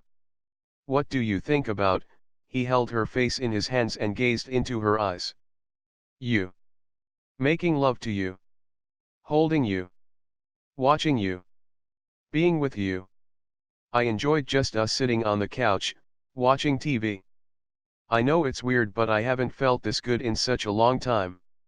I know that tomorrow, she looked at her watch, or should I say later, that I'll have more people to kill, but He softly kissed her bottom lip. I've been thinking about you, too. I love being with you. I can't explain what's in my heart, but I want to continue to explore us. I know that we have this job to do, but when we're not working, we will concentrate on each other. She pulled him close to her. I'm a little confused. I feel like I've known you forever, but we haven't been together that long. I feel the same. Some kind of connection. If we just feel our way through this, we'll be just fine, he placed his hand on her heart. I do feel it, she whispered, as he scooped her up and carried her into the bedroom. He laid her on the bed and laid next to her. Just hold me.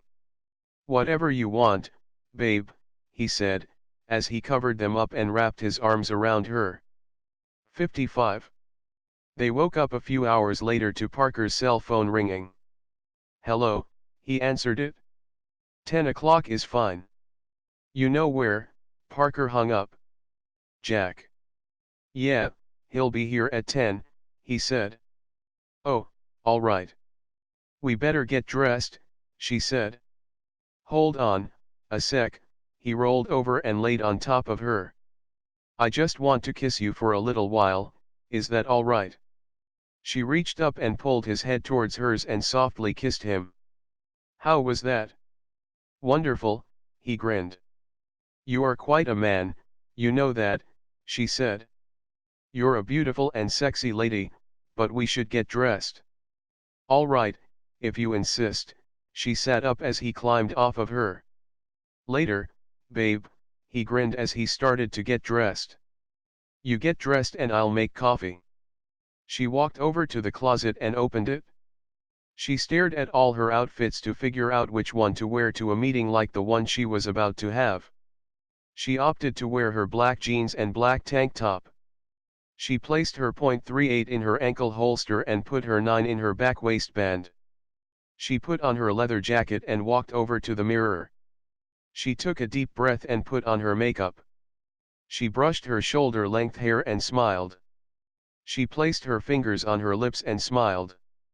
This seems to be happening so fast, but I do so enjoy him, even if it doesn't last forever, she said. She stared in the mirror and gazed into her own eyes. No, he's not a replacement. No, he can't be. There is no replacement, she lightly touched her lips. Things change and there's nothing I can do about it. I wish I could go back, she wiped her eyes and sighed heavily. She walked out to the kitchen and smiled, as she watched him flip the pancakes into the air. I didn't know you sang, she laughed slightly. Oh, he turned around embarrassingly. I didn't know you were there, he said. You sing quite nicely, she said. I thought you were just making coffee. Well, I'm in the mood for blueberry pancakes, how about you? Sounds good, she said, as she poured them both a cup of 56. Coffee. So, do you? Do I what? Sing. Maybe in the shower or in the car, but not when I cook. Actually, I don't cook too well, so, no, not when I cook, she laughed. Well, enjoy. Don't worry, babe, I'll keep you fed well, he smiled, as he placed a plate in front of her. How did you learn how to cook? She asked. My gram. She taught me how to cook and bake. Really? My mom tried to teach me, but I guess I didn't listen too well, she laughed. You'll never go hungry with me around, he said, as he sat down. Enjoy. Did you want syrup? Yes, please, she said, as he handed her the pitcher of syrup. After they finished eating, they stood up, as there was a knock on the door. I'll get it. It's probably him, Parker said. I'll put the dishes away and I'll be right in, she said. Take your time, he kissed her cheek and headed towards the front door. He opened the door and stared coldly at Jack. Come in. He walked in the room and looked around. Nice place, he said. You must have a lot of clients, he said. Why? Looks like this cost a fortune, he said. Not a lot of clients, just good prices, he said. Please, have a seat anywhere. Sam will be out in a minute. That will give you and I a chance to talk, he said, as he sat in the leather chair. What about? You and Sam? How long has this been going on? We met before she quit the force. It didn't take long for us to get involved. Parker's eyes shifted towards the kitchen. Don't lie to me, Parker, he spat. Jack, let it go right now. She's in the kitchen, he said. Oh, I see. You're in a lot of trouble. I don't think so. I got what I wanted. Did she know your type of work when she was a cop? Yeah, and I'm still around, so, obviously she didn't bust me. What are you getting at? She is a lovely woman. 57. Yes, and she is mine. I understand that things change. Are you a one-woman man now? Yes, I found the one I want. She understands me and I understand her. We complement each other. After I lost the use of my hand, she requested that she take over for me. Why would she go from a cop to an enforcer? He asked. Sam walked into the room. Why don't you ask me that? She said, as she sat next to Parker. Okay, what is the answer? He asked. I was a cop who got tired of watching scumbags get away with rape and the abuse of women. Before I met Parker, I took care of few them. Once I fell in love with Parker and knew what he was doing, he made it sound so interesting. I'm not a vigilante, but I don't like it when others do wrong to the innocent. That's why I don't kill mothers or children. I also don't kill cops.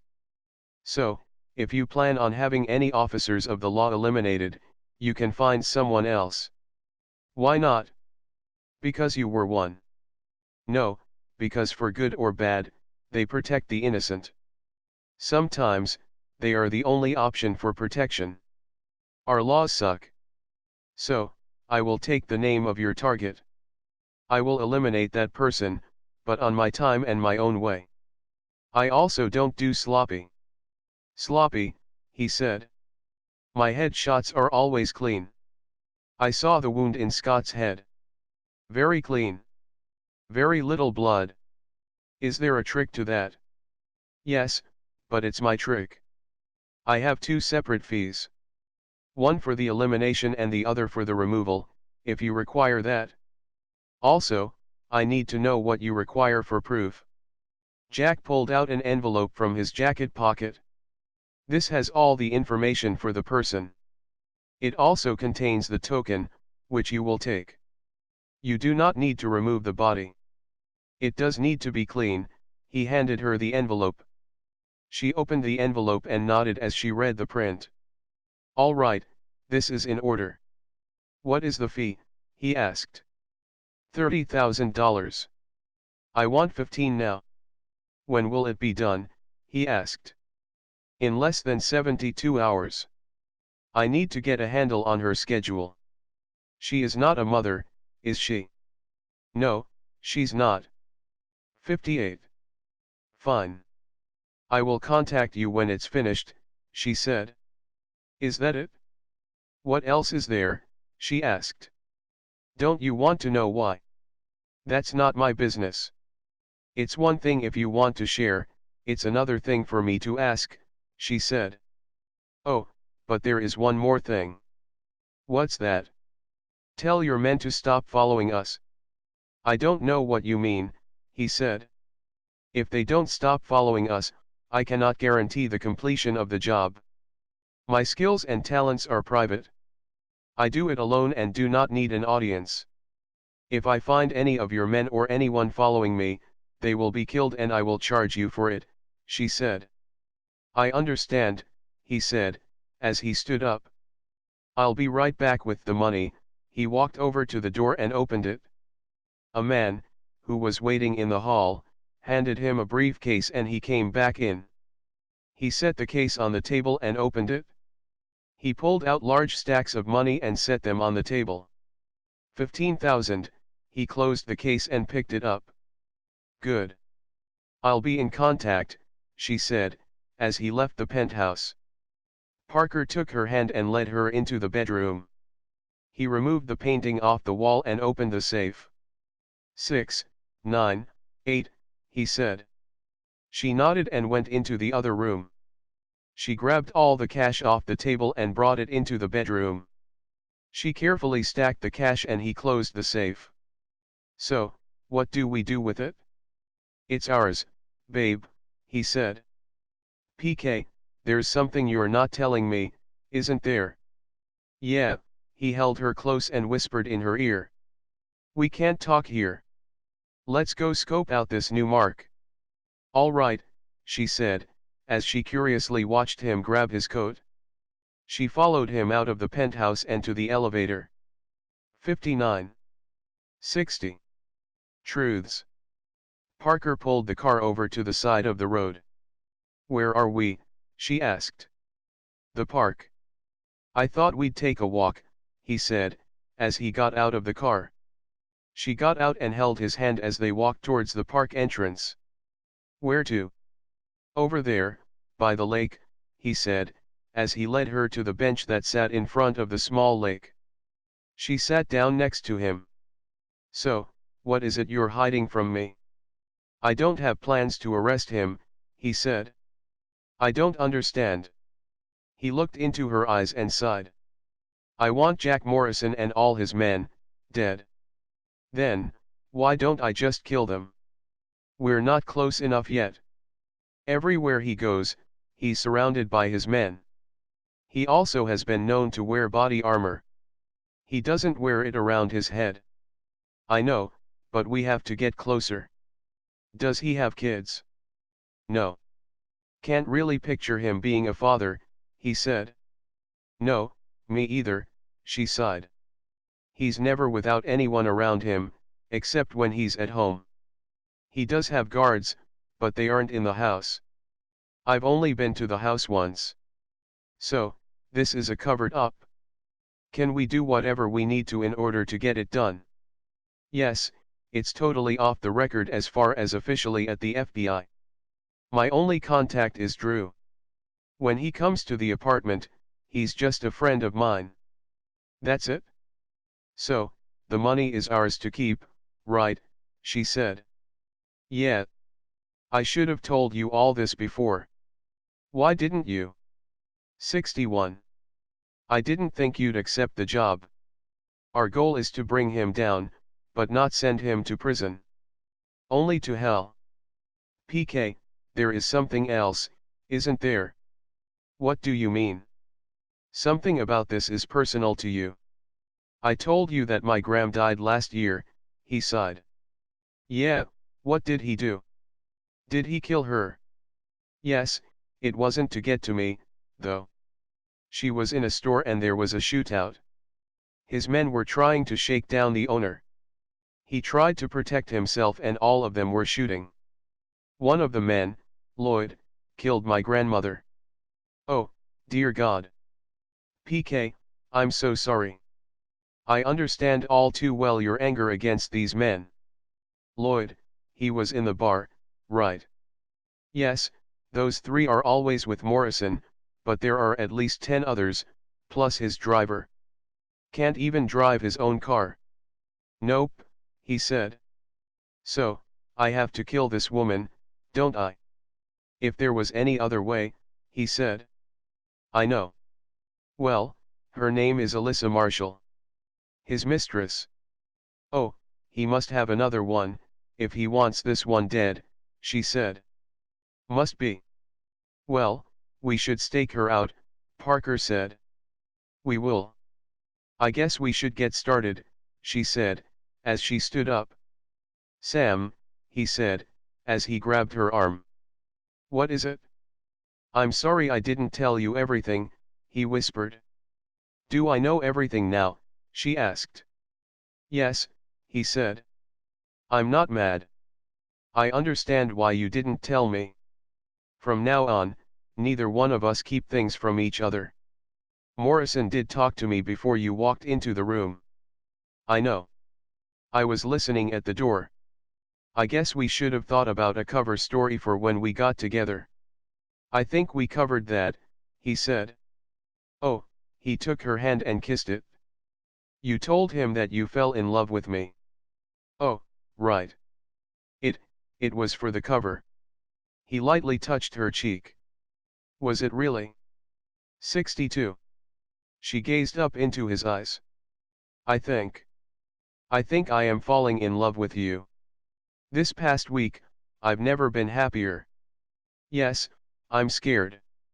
I am so attracted you. Your body, your heart, and your soul. If it's not love now, I think that it will be. He leaned in and kissed her softly.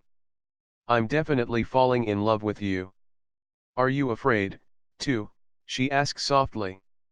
Yeah, I am a little. I know it seems like it's so fast, but I can't explain how it feels, he said. I know how it feels.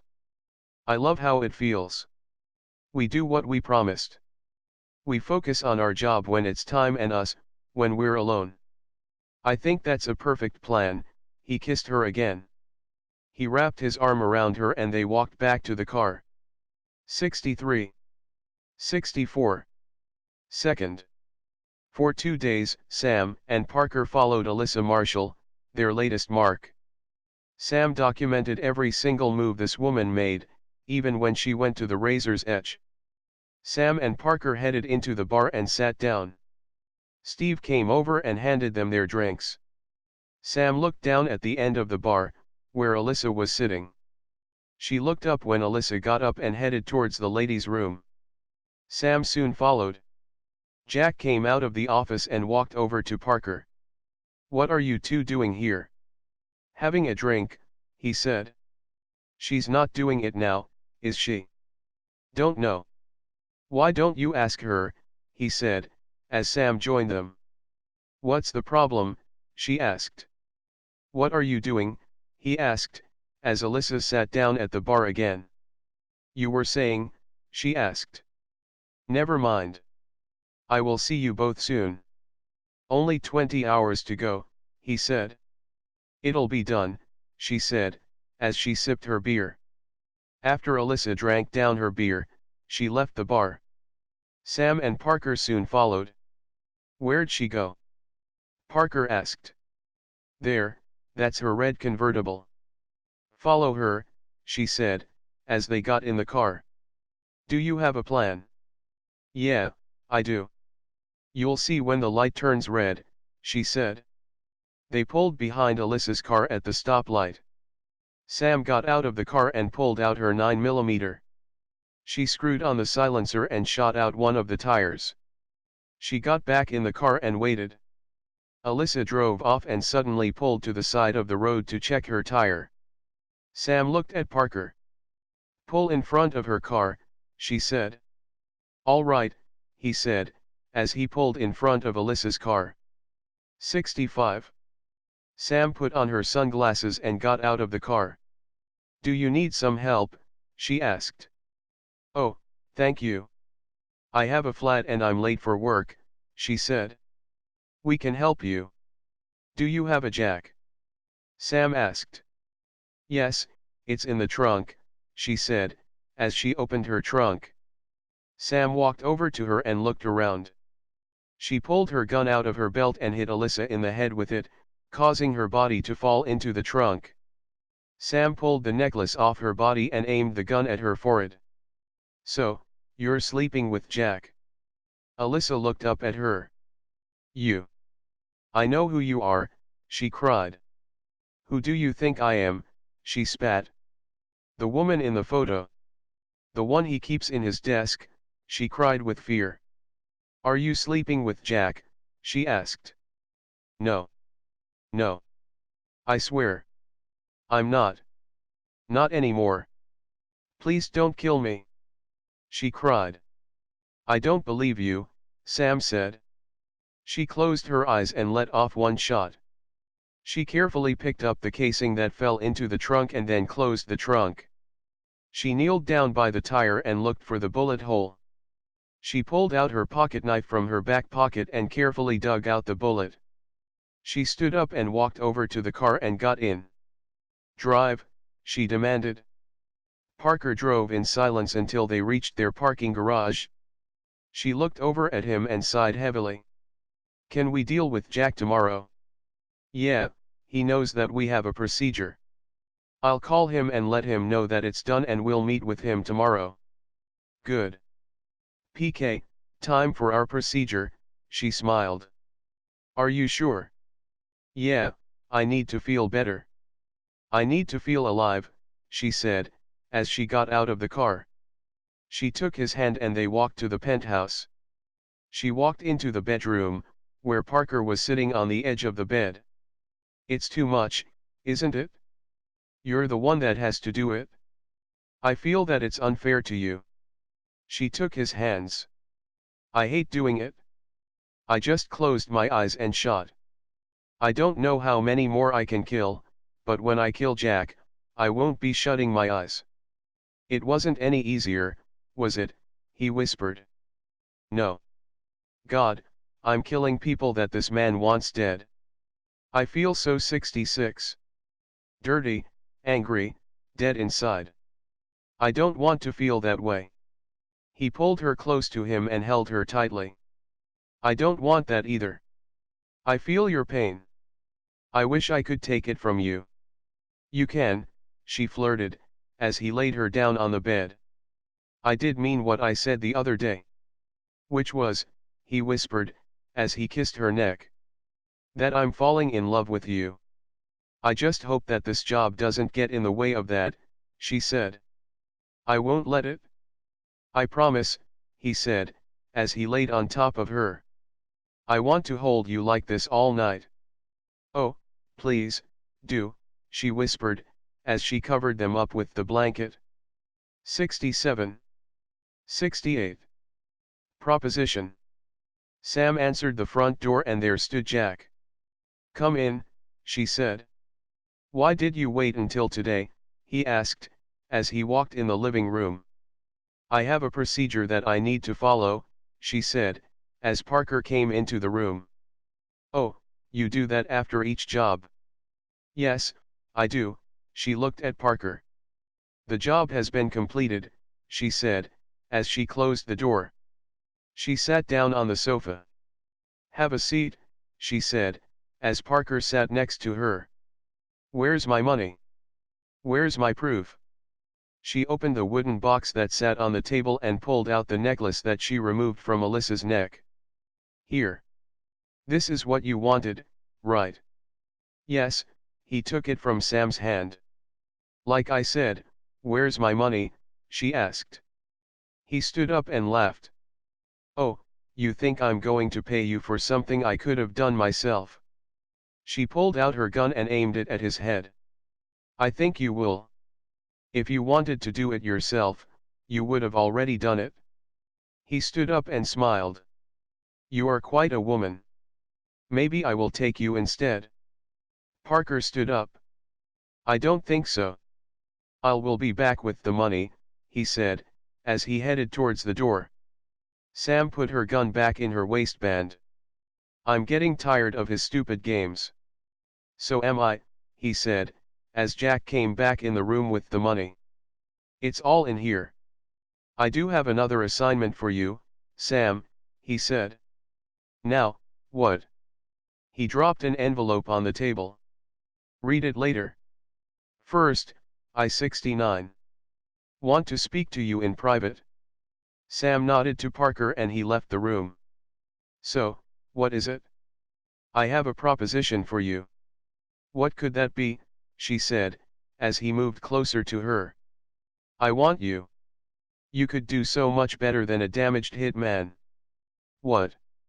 You're out one mistress and need another one, she asked. That's not what this is about, Jack sighed. If you have sex after every kill, I could be the one you have it with. He grabbed both her arms and pulled her into a hard kiss. She smiled at him and kneed him in the groin.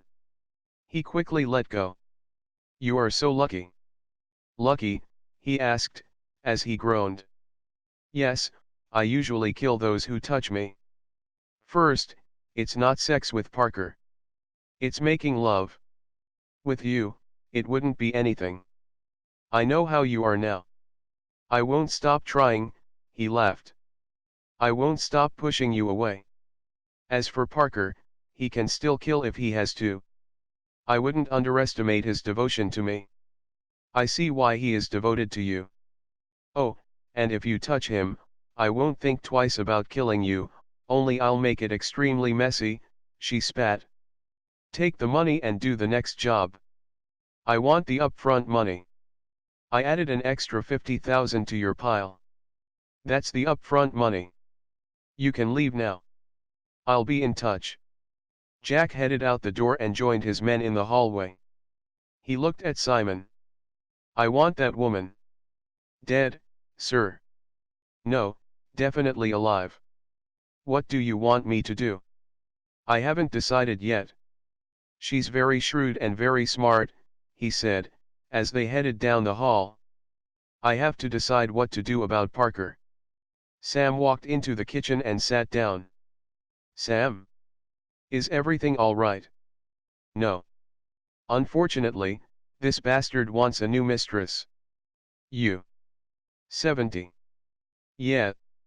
I almost killed him, right here. He put his arms around her. It's all right. I don't know. I'm a little worried now. It's gotten to be more than just being his hit woman. You think he'll come after you? Definitely. He may even try to get rid of you. Well, we'll make sure that doesn't happen. Everywhere we go together. I think we should up the security here. Oh, right, he said. And we get rid of the bugs. I don't care if he knows. I want them out of here. I don't want anything to touch us, she said. I'll call Drew and he'll take care of it. Good. I think I'm going to work out. I have some steam to let off right now. All right. I'll get a hold of Drew. I'll be on the balcony if you need me, he said, as he kissed her cheek. She headed into the bedroom and changed her clothes. She noticed one of her boxes sitting on the floor of the closet. She sat down on the floor and opened the box. Slowly, she pulled out the photos that were neatly stacked. Mom! I don't know what I'm doing anymore. Help me figure this out. I remember what it used to feel like, and it's still with me, but the anger. She stood up quickly when she heard a gunshot echo throughout the penthouse. She ran down the hall and found Parker lying on the balcony. PK, she screamed. She leaned over his body. PK, please, open your eyes. He looked up at her. What happened? You were shot. What the hell happened? I don't know. My shoulder, it's killing me. Can you get up? She cried. I think so, he grabbed his shoulder as he stood up. She put her arms around him and led him down the hall to the bedroom. I'll take care of you. Don't I need a doctor? I can do this. I was a trained medic. You were? Yeah, see. You don't know everything about me. Now, let me take off this shirt, she said, as she unbuttoned his shirt and removed his t-shirt. Oh, it's really bleeding. I'll be right back, she hurried down the hall to the bathroom. She grabbed the first aid kit and went back in the 71 room. PK, stay with me. Please. He opened his eyes. Is it over yet? I have to clean it and get the bullet out. I'll take care of you. I promise. I know you will, he said, as he closed his eyes again. He winced at her every touch of his wound. There. I did the best I could. I don't have anything to sew the wound up with. What kind of bullet was it? A 9mm. You must have turned right after the shot. A little closer and you'd be dead. I think maybe I should wear the Kevlar. I think we both should. I taped it up the best that I could. Damn. He is trying to get rid of you. PK, I don't know what to do. He reached up and touched her face. Lie here with me. I can do that, but we really need to decide what to do. We'll figure something out. I swear, we will, he said, as she laid down next to him. You scared me, you know. I'm sorry. Don't do it again, she kissed his cheek. I just found you. I can't lose you. You won't lose me, babe, he whispered. Did you get to call Drew? Yeah, he'll be over in a few hours to take care of everything. Good, she laid her head on his chest. 72. Betrayal. Sam woke up the next morning and noticed that Parker wasn't in bed. She got out of bed and put on her robe. As she was walking towards the kitchen, she heard his voice on the phone. She was about to turn around when the words coming out of his mouth made her listen. Why the hell did you have to shoot me, he was saying. Plans changed, that's all. I don't know what you want from me. I got her here, didn't I? Yeah. I know, don't worry about it. I have it handled. No. I told you things have changed. The plan is not the same anymore. Jack, you can't do that, you can't have her. She's mine, damn you. I told you what I was going to do, all right, soon. He hung up. Damn it, he said to himself. Sam quietly walked down the hall to the bedroom. She pulled a duffel bag out of the closet. She quietly opened the safe and pulled out all the money. She grabbed her weapons and tossed them in the bag. She pulled a few clothes out of the closet and packed up the bag. I knew it was too good to be true. How can I trust my heart again? I can't. I have to live in the moment. Damn. I wanted to forget and move on, but I can't. I have to.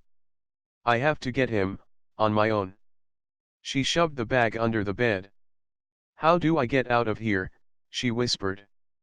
Parker walked into the bedroom. Oh, you're getting dressed. I didn't mean to interrupt. It's fine. How's your shoulder? Sore, but I'll live, thanks to you. He kissed her cheek. So, are we going to scope out the next mark today? You know. I'm not feeling too well today. Do you mind doing it? You're going to stay here alone? Maybe I should stay, too, he said, as he sat on the bed. No, that's all right. Your friend already upped security, right? Yeah, this morning. Are you sure you're all right? I feel sick to my stomach. I think I'm just going lie down for a while. Don't worry. I'll be all right. 73. He touched her cheek and kissed her lightly on the mouth. She tried to hold her anger and kissed him back. I hope you feel better. Do you need me to bring anything home for you? No, just be careful. You don't want to hurt your shoulder any worse, she said, as she climbed into the bed and covered herself up. He leaned over and kissed her forehead. Be well, babe, he said, as he left the room. She sat up when she heard the front door close. She got out of bed and pulled out the bag. She put on her jacket and headed towards the front door. Something isn't right here, she whispered. She turned around and headed down the hall towards the workout room. She opened the door to the balcony and walked out. She looked all around and noticed the fire escape. She placed the bag on her back like a backpack. She took a deep breath and stood on the ledge of the railing and leaped to the nearest fire escape. She took the ladder down to the next one and continued on until she reached the bottom. She headed towards the back alley and hurried to the next street, where she hailed a cab. She got out on East 51st Street and went inside a nearby grocery store. She bought a cup of coffee and a disposable cell phone. She walked out to the street and looked up and down. Thousands of people running around on the street, trying to get to their destination quickly, however, she knew not what her destination was. She walked down the street in a great daze of wonder of what her next move should be. Her heart was breaking and she hated it. Parker had betrayed her. No, he lied about everything.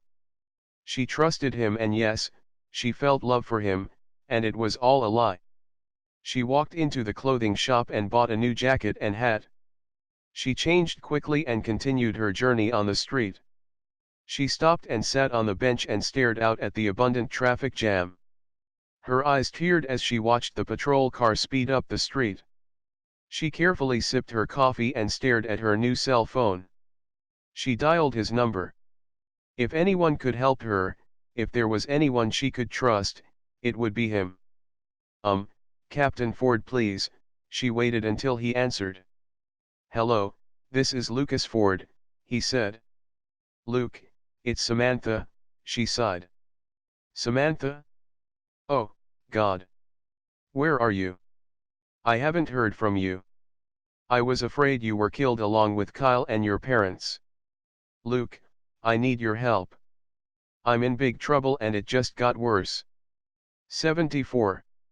Honey, where are you? Can you meet me? Of course, where? He asked. The safe house. Samantha? What's going on? I'm on the street right now. I can't really talk. Can you bring your laptop? It's very important. Of course, I'll be there in 10, he said, as he hung up. Sam stood up and put the phone in her pocket. She hailed another cab and drove to the safe house to meet Luke. She paced back and forth in the apartment and jumped when there was a knock on the door. She opened it carefully. Oh, Luke, thank God you're here, she hugged him tightly. Samantha, he closed the door and locked it. Where have you been? I've been worried sick. She dropped down on the sheet-covered sofa. My life is such a mess. He sat down next to her. Samantha, what did you do? I killed 2 people, she shook her head, as she cried. Tell me what happened, he said. I can trust you, Luke, can't I? Always, he kissed her cheek. Tell me. Please. After Kyle died, I was approached by a Parker Carlisle from the FBI. He said I had to work for them as a hired hit woman. A hit woman? Yes. I trained with him and then, I had to prove myself to his boss, Jack Morrison. Morrison? Samantha, do you know what kind of man that is? Yeah, he killed Kyle and my parents. I didn't know Morrison was involved. Samantha, who is this Parker Carlisle? I thought he was an agent. Luke, I was starting to trust him. I was starting to fall for him. What changed your mind? I think he's really working for Jack. I heard him on the phone. For some reason, he was ordered to get me involved.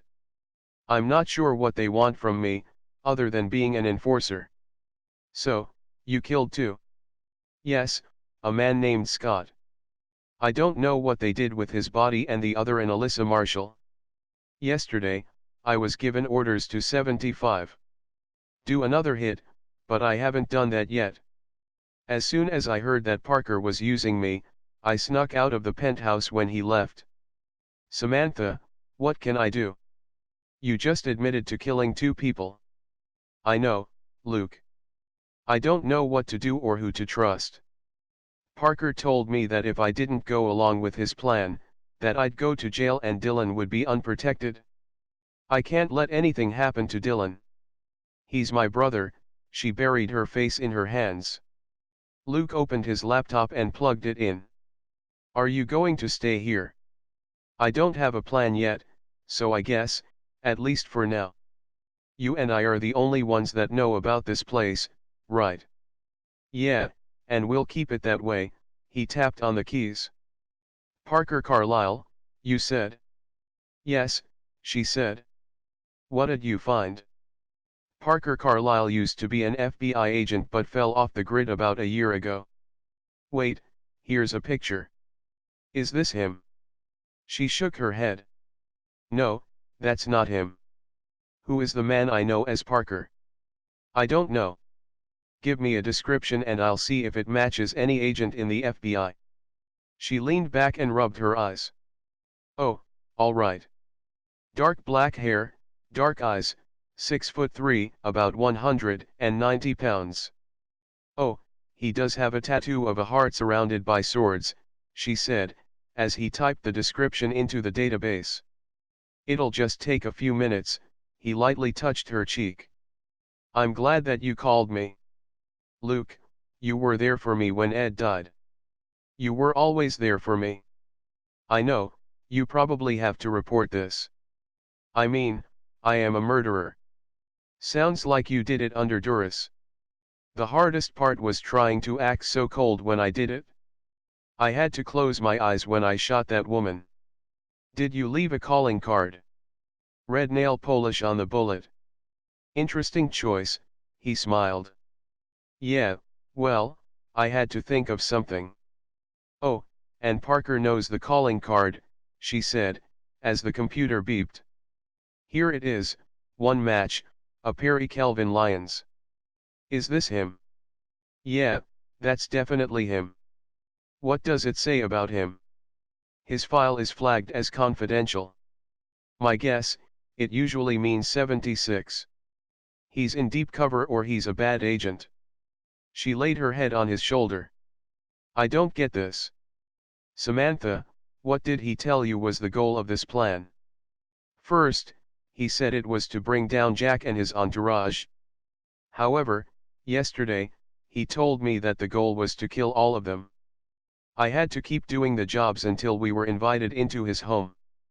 I guess that's when he's off guard. Samantha, you had sex with this man, didn't you? At first, it was because he said we were supposed to pose as lovers. You know, we had to be comfortable. Then, yeah, we did. Luke, I'm sorry. I started listening to my heart and I got betrayed, she cried. Luke gazed in her eyes. You know, I'll never betray you. I know. Luke, you're my best friend in the whole world and I should have come to you first. I'm so sorry. I just don't know what to do anymore. My head is spinning and my heart has broken. He lightly touched her face. I'll take care of you. I promise, he said, as he lightly kissed her. Make me better, like you always do, she smiled. Of course, honey. I'm always going to be here for you. He took her hand and led her into the other room. Lie down and I'll hold you for as long as you need it. Don't you have to get back to the precinct? I took the afternoon off. It's just you and me, love, he laid next to her. She leaned up and kissed him tenderly. I do love you, you know. I know. As I do you, he kissed her forehead. If you want more, just tell me. I do know you, he smiled. She touched his cheek. Yes, I want more. Anything for you, he said, as he rolled on top of her. Samantha, are you sure this is what you want? Best friends are forever. You always know what I need. I need it, too, he smiled, as he slowly made love to his best friend. It wasn't uncommon for the best friends to have sex, now and then, but to them, it was just another part of their friendship. 77. 78. Strategy. Sam gazed over at Luke. You are so wonderful. So are you, sweetie, he kissed her softly. So, do you know what you're going to do? I'm not sure. I have to get my life back, but I'll never be able to do that with Jack and his men out there. Do you have a plan? He said, as he sat up and put on his shirt. Not, but I think I should carry out the plan, without Parker or whatever his name is. What if you confronted Parker? I don't know. I'm so hurt by him. I thought about faking it, but I'm not there anymore. I'm sure he knows I'm gone by now. He will look for you. I know. I don't know if he lied about his feelings for me or what. I just know that I can't trust his words. Does he know that you heard him on the phone? No. I told him I was sick and told him to go out without me. What was he going to do? Oh, he was scoping out the next mark. Do you remember the name of the mark? Luke, I'm sorry I involved you with all of this, she said, as she got dressed. I know you didn't call me here for just sex. I know you want my help, don't you? Yes, I bought a disposable phone. We can be in contact on that. I know that you'll probably have to arrest me, but can't you wait until it's all over? I don't want to arrest you, Samantha. I just want you to be careful, he kissed her softly. I don't want to lose you. I'll do my best, she said. I should go. Are you staying here? Yeah, at least for the night. I have a lot of thinking to do, as well as planning. He kissed her again. Do you want me to come back later? 79. No, that's all right. I'll be fine. I'll go downstairs and get a slice or two, then I'll be right back up. Okay. Take care of yourself and keep me informed. Call me on my cell if you need anything, anything at all. I will. I promise, she said, as he walked out the door. She got off the bed and went into the other room. She opened the bag and took out her clothes. She stared at the pile of money in her bag. Time to go shopping, she said, as she grabbed a stack of cash and put it in her purse, that she pulled out of the bag. She put on her hat and sunglasses and headed out of the apartment. She headed down the street to the local Army-Navy store and walked inside. Can I help you? The elderly man asked at the counter. Yes, she smiled. I need 3 rifles and 6 boxes of ammo. I also need night vision binoculars and a digital camera. Coming right up. Oh, great. I see a few things. I'm going to look around. I'll be right back, she said. She walked over to the telescopes and pulled a small one off the shelf. She headed over to the clothing department, and grabbed a khaki jacket, boots, and several shirts and pants. She took a deep breath and placed the items on the counter. "Oh, is there a hardware store around here?" she asked the man. "Yes, ma'am. What did you need?" "Duct tape and rope." "Oh, you don't happen to have any steel handcuffs, do you?" Preparing for war, he laughed. "War games," she laughed. "Oh, do you sell air darts?" "Yes, they're on the back wall." "They don't kill, do they?" "No, but I have several that are high velocity." "They will subdue someone if they're shot with it?" "You can also control the velocity with a knob on the side of the gun." "Great. I'll take one," she said. He walked away from the counter to get the rest of her supplies. She looked around and noticed a display on the counter. "What's this?" she asked, as he came back. "Oh, those are bullet etchings. A lot of the hunters use these." "How do you use them?" "You pick out the design you want. You slide the sheets of metal in the barrel and heat up the rod. This adheres the sheets to the barrel. 80. When a bullet is fired, the design, such as the star or a cross, embeds itself on the bullet. The hunters use them to designate their kills." She said. "Star? No. Cross? No. Wait. That I like that." "The rose?" he asked. "Yeah, the rose." "Are the instructions in the package?" "Yup, all you do is heat the rod on a stove or open fire and slide it in. It's very cool. Here, I'll show you a bullet." He opened the drawer from behind the counter. "This is a .50 caliber. The gun was installed with a cross etching. See here. I like that." "Thanks," she said. "I'll take the rose, 3 of them. Also, do you have any red paint?" "I have modeling paint. I think I have some red." "Great, bag them all up and I think I'm set." He bagged all her items. "Oh, I do need your license for the rifles." She opened her purse and took out her wallet. She showed him her police detective's badge and her driver's license. "Will this do?" "Yes, ma'am," he rang her up. "You total is $1,046.59. She handed him the cash. "Oh, keep the change. I'll be reimbursed by the station," she smiled. "Great, thank you and have a nice day," he said. She headed down the street and walked into the hardware store. She walked inside and bought rope, duct tape, a portable tool kit and several round large files. She left the building and headed back to the safe house. She dropped on the sofa. "I can't keep taking a cab. I need to do this." She picked up the phone book that was on the table. She thumbed through it until she found a local dealership. "Time to get some wheels," she said, as she touched her stomach.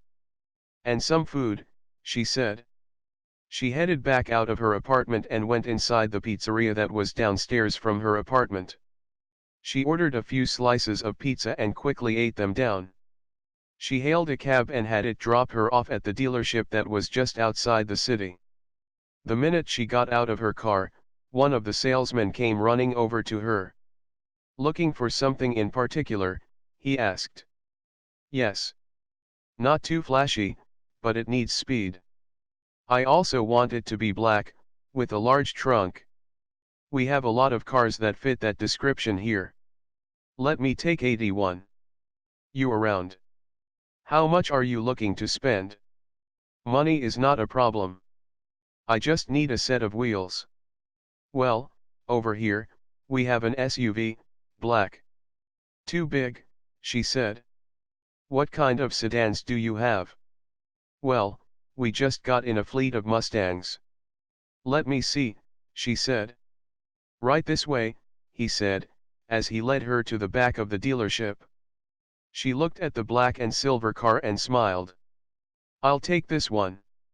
Great, when do you want to pick it up? I want to take it with me, now, she said. That's a $50,000 car, he said. I assume cash is acceptable, she said. Cash, his eyes widened. Yes, cash. Sir, I'm a police officer and I need to have this car. I've been properly funded for my, case and I need this car now. Let's go inside and we'll take care of the paperwork.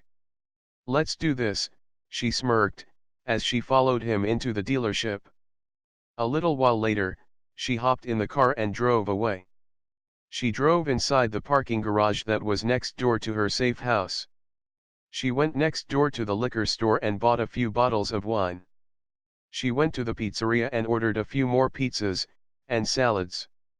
She headed upstairs and dropped on the sofa. Samantha, she heard his voice. Luke.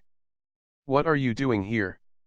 I was worried about you, so I came back, he said, as he came out of the bedroom. You're preparing for war, aren't you? Why'd you ask that, she said, as she opened the pizza box. You can't live off pizza, he said. I can. I've done it before, she laughed. Luke, I don't want you to get into trouble. You're a police captain. I can't do that to you. I want to help you. Honey, you can't help me with this. I don't want you to lose your job, freedom, or life for helping me. He sat next to her on the sofa and grabbed a slice of pizza. Tell me what I can do, he said. Keep your eyes and ears open. The truth is I don't know where those bodies are. Do you know if they found Alyssa's body? 82. I went back to the office and checked. There were no bodies that match either of the ones you described. I do know, through rumors, and I checked with Vice, that there's that construction site out on the edge of the city. Morrison owns that. If there is any way to get rid of the bodies, that would be a perfect place to do it. All that concrete. So, they could be buried, she shook her head. Parker must have told them where I killed her. I know I didn't. I just showed him the token he wanted. What was that? Some cheesy necklace. I don't even think it was real gold. She was his mistress. Sam, who is next on the list? A Thomas Barker, I think he's a lawyer or something, she said, as her other cell phone rang. She looked at the caller ID. Oh, Parker must realize I'm not there. It's him. Are you going to answer it? Nope. I'll let him worry, she said. You obviously have a plan now, he said. Yup, tonight, it's me, this pizza and wine, and you, if you want to stay, she smiled. I'd love to stay, he said. Good. What happens tomorrow? I have a few ideas. The first one is that I'm going to find the truth about Parker. Samantha, you fell in love with him, didn't you? I thought I did. I really was feeling things for him. Different from what I felt with Ed. I did love Ed. I know, sweetie, he put his arm around her. The cable is still hooked up here. Let's just watch TV and relax. Will you stay over? Of course, I'll hold you for as long as you need it. What are best friends for? He smiled, as he turned on the television. 83. 84. Planning. Sam rolled over and gazed up at Luke, who was sleeping next to her. She lightly touched his cheek. Luke, she whispered. Good morning, he smiled, as he kissed her cheek. Morning.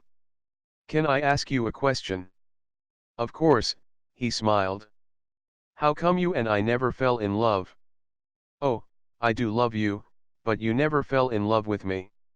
Sweetie, that's why I don't mind making love to you. You don't mind, she laughed. You know what I mean. I know that we're best friends and, yes, we make love. It's a closeness thing. If you ever fell in love with me, I'd be right here. If you don't, I'm still right here. I will always be here with you.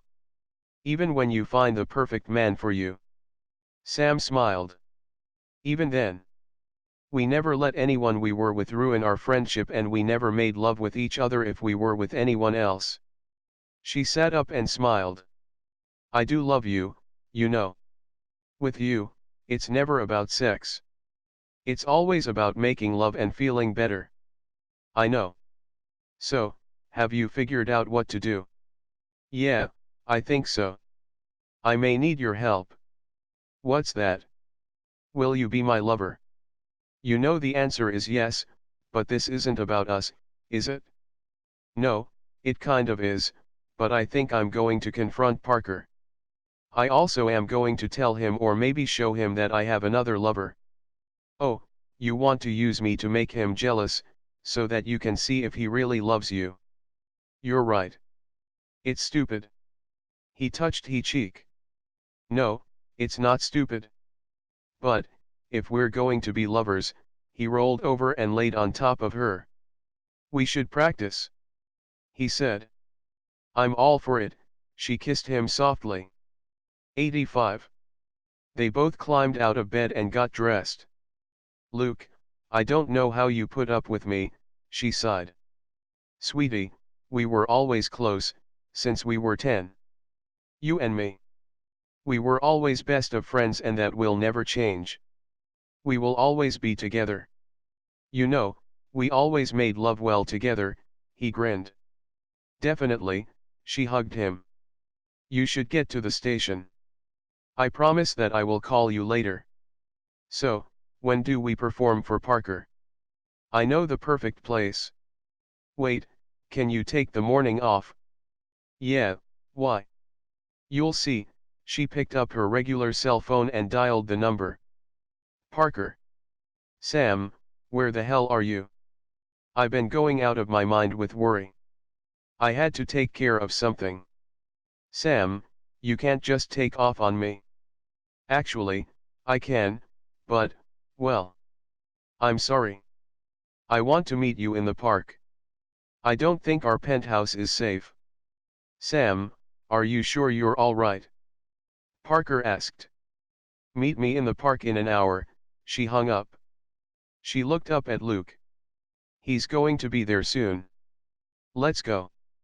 Whatever you say, he said. Oh, Luke, I don't know what is going to happen, but whatever does, play along. Samantha. I don't know what Parker has to say for himself, but I will never, never trust him again, even if you think I do, believe me. I don't. I won't allow any man to ever lie to me again. Just don't kill him, you may be able to use him to get what you really want. I just wish I knew what that was, she said. You'll figure it out. Don't worry. I've got your back, he kissed her cheek and they headed out the door. Sam and Luke sat down on the bench in the park. Samantha, what are you going to do? After I introduce you to him, you leave. Go to the station and wait for my call. I don't know how this is going to go, but you need to take care of yourself. All right. You better call me. 86. I will. I'll be staying at the safe house. Call me on the disposable, she said, as she noticed Parker's car pull up. She touched Luke's face. Showtime, she whispered, as she pulled him into a long, passionate kiss. Luke gazed in her eyes. I enjoyed this morning with you. I did, too. You're an amazing man, she kissed him again as Parker approached the two. I always did know how to make you feel good, didn't I? He smiled. Always, she touched his cheek. Parker cleared his throat. What the hell is going on? He grabbed Sam's arm. Sam smirked at him. PK, this is Luke. Well, He's a friend of mine. I was with him last night. She kissed Luke again. I'll call you, she whispered. Luke smiled at Sam and nodded to Parker, and then he walked away. Parker crossed his arms. You're cheating on me. Cheating? It's not cheating. It's pure unadulterated hot sex with a man better than you. How dare you? You're the one who betrayed me. I know who you really are, she spat. Not here. It's too public. You're right. We have a lot to discuss. Follow me. I know where it'll be safe, he said. She followed him to his car. She looked around to make sure no one was watching, and then she hit him over the head. She dragged his body to the back seat of her car. She got in the driver's seat and headed towards the safe house. As she pulled in the parking garage, Luke ran over to her. Samantha? Need help? Yeah, thanks. Hey, I thought you were going to work. I like watching how your mind works, he said, as they pulled Parker's body out of the car. Together, they carried him into the apartment. Where? In the extra room. I'll be right there. As he carried Parker to the other bedroom, she rummaged through her bags and pulled out the duct tape, handcuffs, and rope. She headed into the bedroom. Lie him on the bed, she said. As he plopped Parker on the bed, she walked over and handcuffed Parker's hands to bed. She put duct tape over his mouth and 87. Then tied his feet to the bedposts with the rope. In one of the bags is a can of red paint. Can you get it for me? Sure. He left the room and then came back. Samantha, you have an arsenal in there, he said, as he handed her the paint. What now? Oh, it has to look real. Wait, she hurried out of the room and grabbed one of the air guns. She examined the gun and turned down the knob for a low velocity speed. She poured some of the paint in the gun and aimed it at Parker's chest. Splat, the paint spread out across his chest. She looked up at Luke. Does he look dead to you? Yeah, looks good. Good. Let me grab my camera. She hurried into the other room and came back with a digital camera. She took several pictures of Parker's body. There. Sweetie, he's starting to wake up. Good, she hugged Luke. I need to take it from here. I promise, I'll call you. He kissed her softly. I'll see you soon. I will be back tonight. For more lovin', she laughed. Yup, you're not the only one who wants to feel better, he kissed her cheek and left the apartment. 88. Prisoner.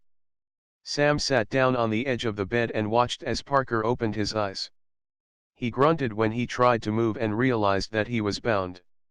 She ripped the duct tape off his mouth. Ow, he yelled. So? What do you think? I want to know what the hell is going on. What did you do to me? Why? Me? You're the one who set me up. All you've been doing since we were together is lie to me. I didn't lie. Your name isn't even Parker. She stood up. I must be the most stupidest person alive. Let me explain. Why? So, you can lie to me. No. My name is Parker. No, I saw the FBI file. I switched photos and descriptions before I went undercover. Sam, please, let me out of here. No way, she said, as he looked down at his chest. What the hell is that? I killed you, she said. What? To the world, you are dead. What are you going to do with me? Keep you here until I decide what to really do with you. You have to let me out of here. We both have a job to do. Remember? No. I have a job to do. You are dead. Your job is to stay dead or you will be dead for real. Sam, please, sit down and talk to me. What happened between us? You're sleeping with this friend of yours? What happened to us? I know that you were using me. I just don't know why. You're 89. Not FBI, you're some hired gun for Jack. Nice trick, having him shoot you. Let me tell you the truth, please, he said. Sam, I love you. Don't you dare say that. My heart broke because of you. I have a job to do, and until it's done, you are my prisoner. Who is your lover? Come on, I thought we had something special. I meant what I said, I do love you. She slapped him across the face. You're a bastard and a liar. I'm not lying. I do love you, he cried. She angrily wiped the tears that streamed down her face. You're such a liar. How I wish you were telling the truth, but you're not. You just want me to release you, well, too bad. All right. I will tell you. I promise, just untie me. No, she leaned in closer and kissed him hard on the mouth. You know, I loved you and you broke my heart. You never loved me. Once you had me in your bed, your plans were set in stone. You knew I'd fall in love with you if you said and did the right things. You stalked me for months. You know what I like and what I don't. Please, kiss me again. I do love you. I was out of my mind when I came home and you weren't there. Sam leaned in and kissed him. I can't, take the chance. What chance? I love you so much. I just hate what you did. I want the truth and I want it now. All right, when I first approached you and took you, I had orders from Morrison. He wanted to get Kyle's sister under control. I do work for the FBI, but under deep cover. My superiors changed identities with Peter Barker. He's an agent who died last year. When I got the order from Morrison, I figured it'd be an easy way to get you into the loop. I wasn't lying about anything I told you about him. Why didn't you tell me the truth from the beginning? I didn't think it mattered. I know it was wrong. The other thing, all the passes he made at you, he wanted you as one of his trophies. He got rid of Alyssa so that he could have you. Oh, I think I could use that, she said. What are you planning? My plan is already in motion. I don't know who you are. You hurt me. You betrayed my trust. Me? You're the one who's sleeping with this new guy. The truth is, and now listen closely, because this is what the truth sounds like, she said. Luke and I have been best friends since we were kids. Yeah, sometimes we sleep together. We're friends and that's it? 90. Yes, today, I used him to see if you'd get jealous.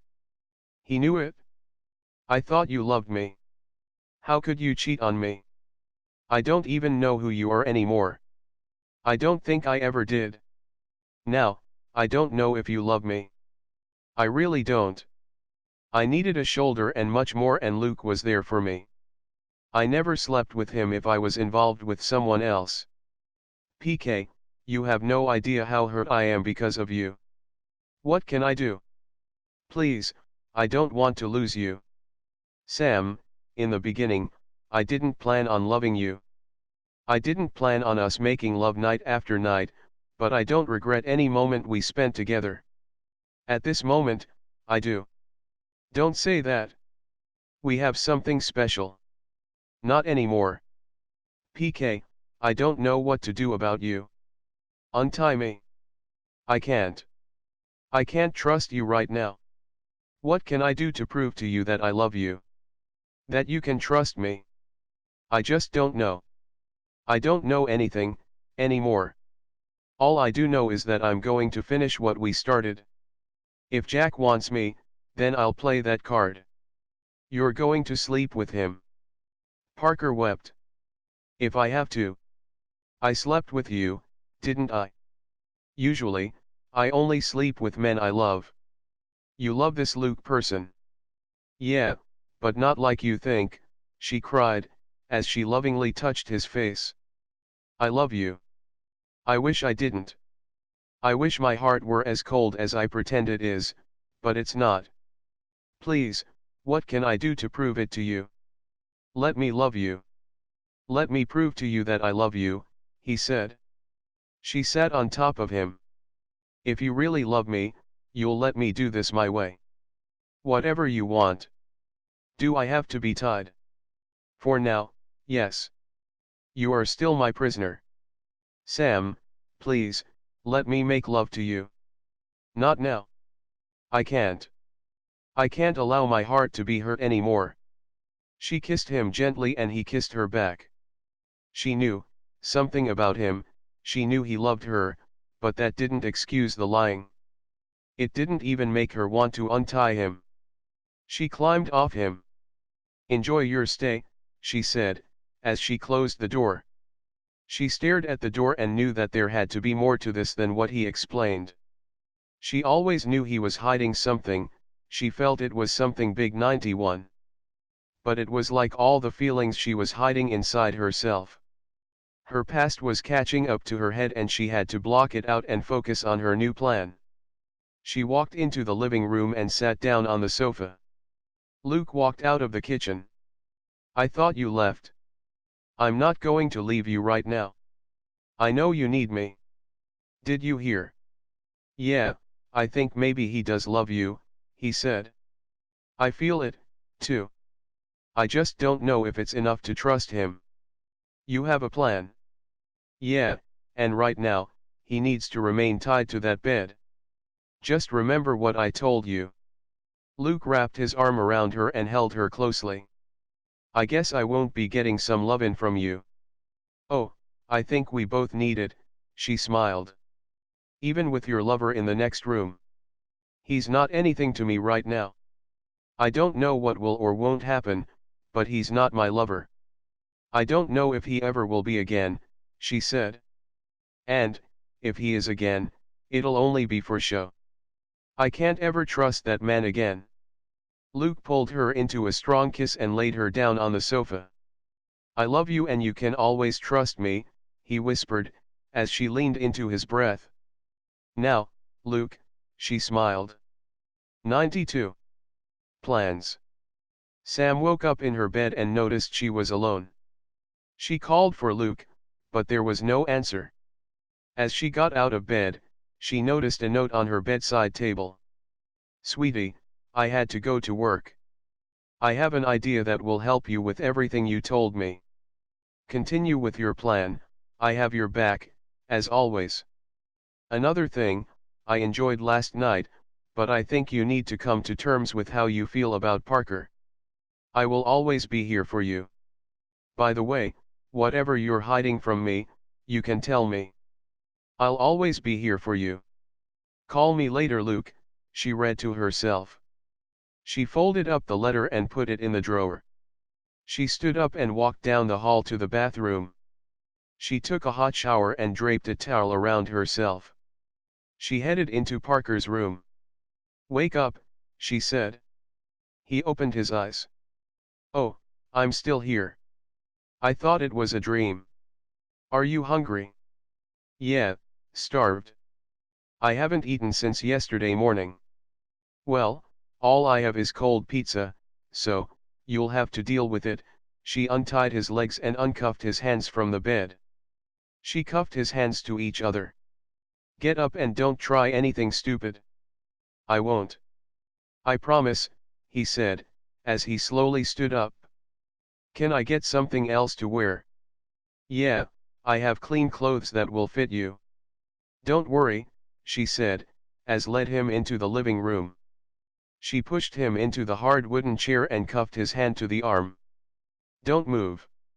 By the way, that chair is nailed to the floor, so you can't walk around. She walked over to one of her bags and pulled out a shirt and pair of pants that she bought from the Army-Navy store. She also grabbed her 9mm out of her duffel bag. She uncuffed his hand. Stand. He stood up as she pointed the gun at him. Now what? Strip and put these on, she tossed him the clothes. Here. Yes, now, do it, she demanded, trying to keep her feelings 93. Hidden. Sam, you don't have to hold that gun on me. I won't hurt you and I won't try to leave. I said strip. Now, she said. All right, he said, as he unbuttoned his paint-covered shirt. He gazed into her eyes and sighed. He removed his pants and kicked them off his feet. He stood there in his boxers. Sam, come here, please. I can't, she cried, as her hand that was holding the gun, started to shake. What are you afraid of? You breaking my heart again. I just want to be with you. I didn't plan on falling in love with you. I just wanted to get the job done. I couldn't help what I was feeling. I fell in love with you. The first time we made love, I knew I was making love and not just having sex. Didn't you feel it? It was sex, you bastard. That's it, she spat. Oh, it was more than that, you know it? You feel it? Of course, I felt it. Why do you think I hurt so bad? Please, come here. Let me hold you. I swear, I'll never hurt you again. Sam put the gun in her front waistband and slowly walked over to Parker. He lifted his hand up slowly and lightly touched her cheek. All I want is for this to be over, so you and I can be together. I'm sorry that I lied to you. I should have told you the truth. I'm so sorry. Please, it's all right to love me. She gazed in his eyes. How do you do that? What? Make me love you when I can't even trust you. He pulled her into a passionate kiss and ran his hands down her back. Sam, please, I won't hurt you. I just want to love you. I want to be with you. After everything I've done. After everything I've done, he said. Let me show you. No, I can't. Please, get dressed, she backed away. Why? I can't sleep with you when I had sex with Luke last night. I can't do that to you, to us. I don't plan on being with Luke anymore, but he is my best friend. That is something, she sighed, that if we're together, you'll have to deal with. I can deal with it.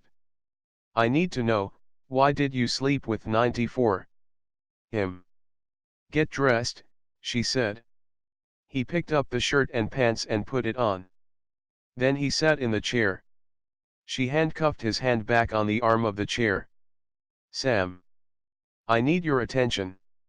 As of right now, you're dead. I even have pictures to prove it. We're going to do this my way. PK, you need to trust me. I do. I'm sorry about. Just stop apologizing. Now, as far as Luke and I, we're only together when we need to feel better. The first time, it just happened. After that, it was only when we both needed something. To be honest, I'm the only woman he's ever had sex with. He's gay. Yeah, but that's between you and I. The precinct doesn't know. He's a cop.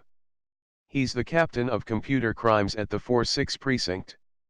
Does he know everything? Yes, I can trust him. Now, I thought I could trust you. I need to find out if I can trust you again. So, what do you have planned? Small things. First, I'll take care of the next mark, then I'll have a heart-to-heart with Mr. Morrison. You need to watch your back. I know, but I think I'll get better results if he thinks you're dead. You will remain here until I say. But what about the penthouse or the money? I have the money. After all, I'm the one that earned it, not you. I'll still use the penthouse, but this is where you'll be. So, I'm going to be tied up here the entire time while you're playing hit woman. First of all, I don't play anything anymore. No more games with you. If you escape or leave here, everything will be ruined. I can't take the chance. I'll remain dead if I need to. Sam, I just don't want you to be hurt. You need someone to back you up. I can handle Jack. Don't worry, Luke knows where you are, so if I get killed, he'll release you. You can't be serious. You can't do this alone. Sam stood up. You don't get to decide it. I do. You played with my life. You took me out of my real life. You lied to me. You made love to me and made me fall in love with you. 95. I made you. Yes, you and your damn heart. How could I fall in love with you? Sam, please, uncuff me, he said. I won't leave. I promise. She shook her head. Today, you're cuffed. We'll see what happens when I get back. Help yourself to some pizza. I'll bring some real food back here when I come back. You're leaving now. She walked over to him and sat on his lap. PK, if you really love me, you'll just sit here. You won't move, she kissed him tenderly. I mean it when I say I love you, but if you ever hurt me again, I will kill you. I know, he sighed.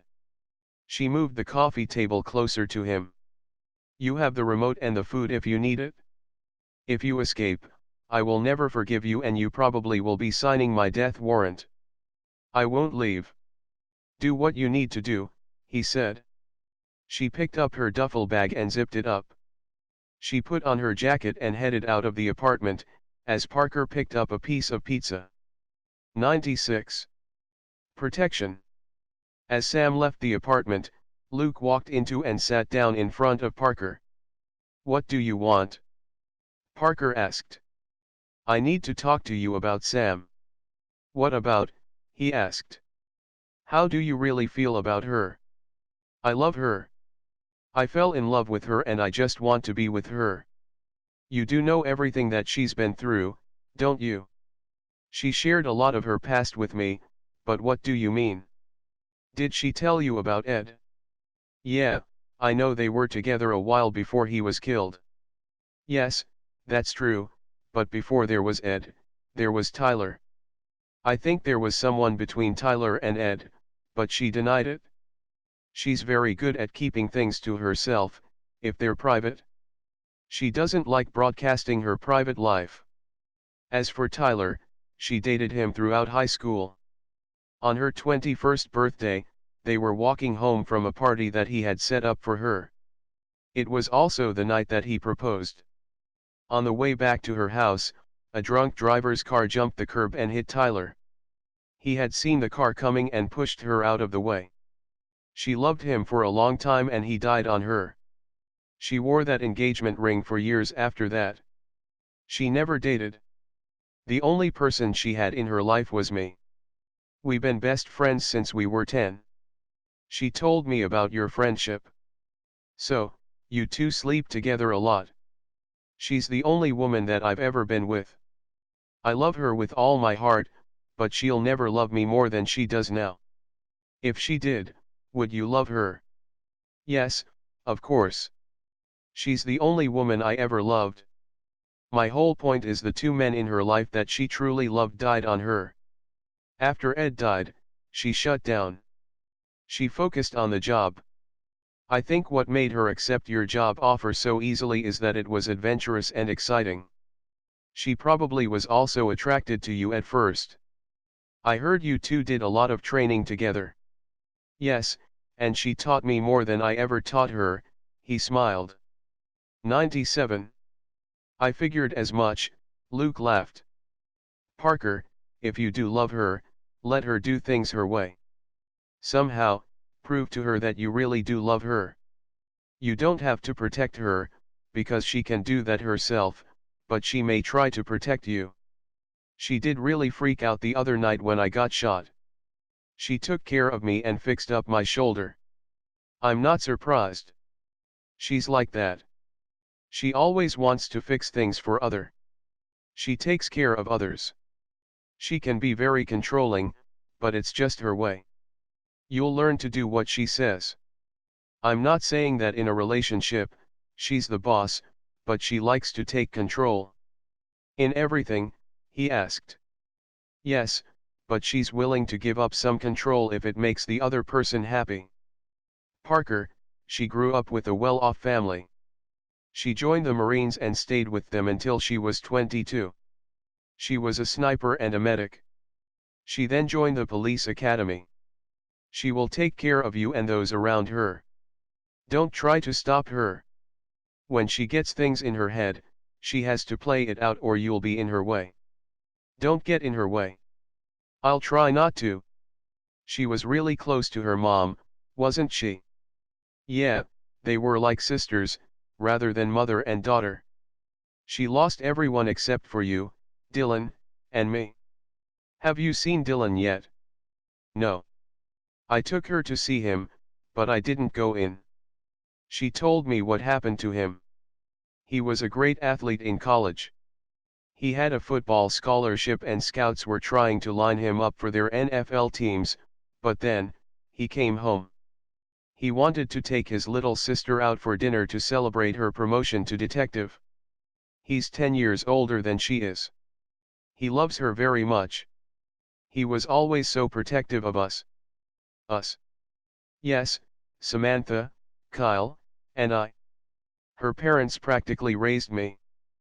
Parker shook his head. I knew stuff, but I guess I didn't know everything. I do so care about her.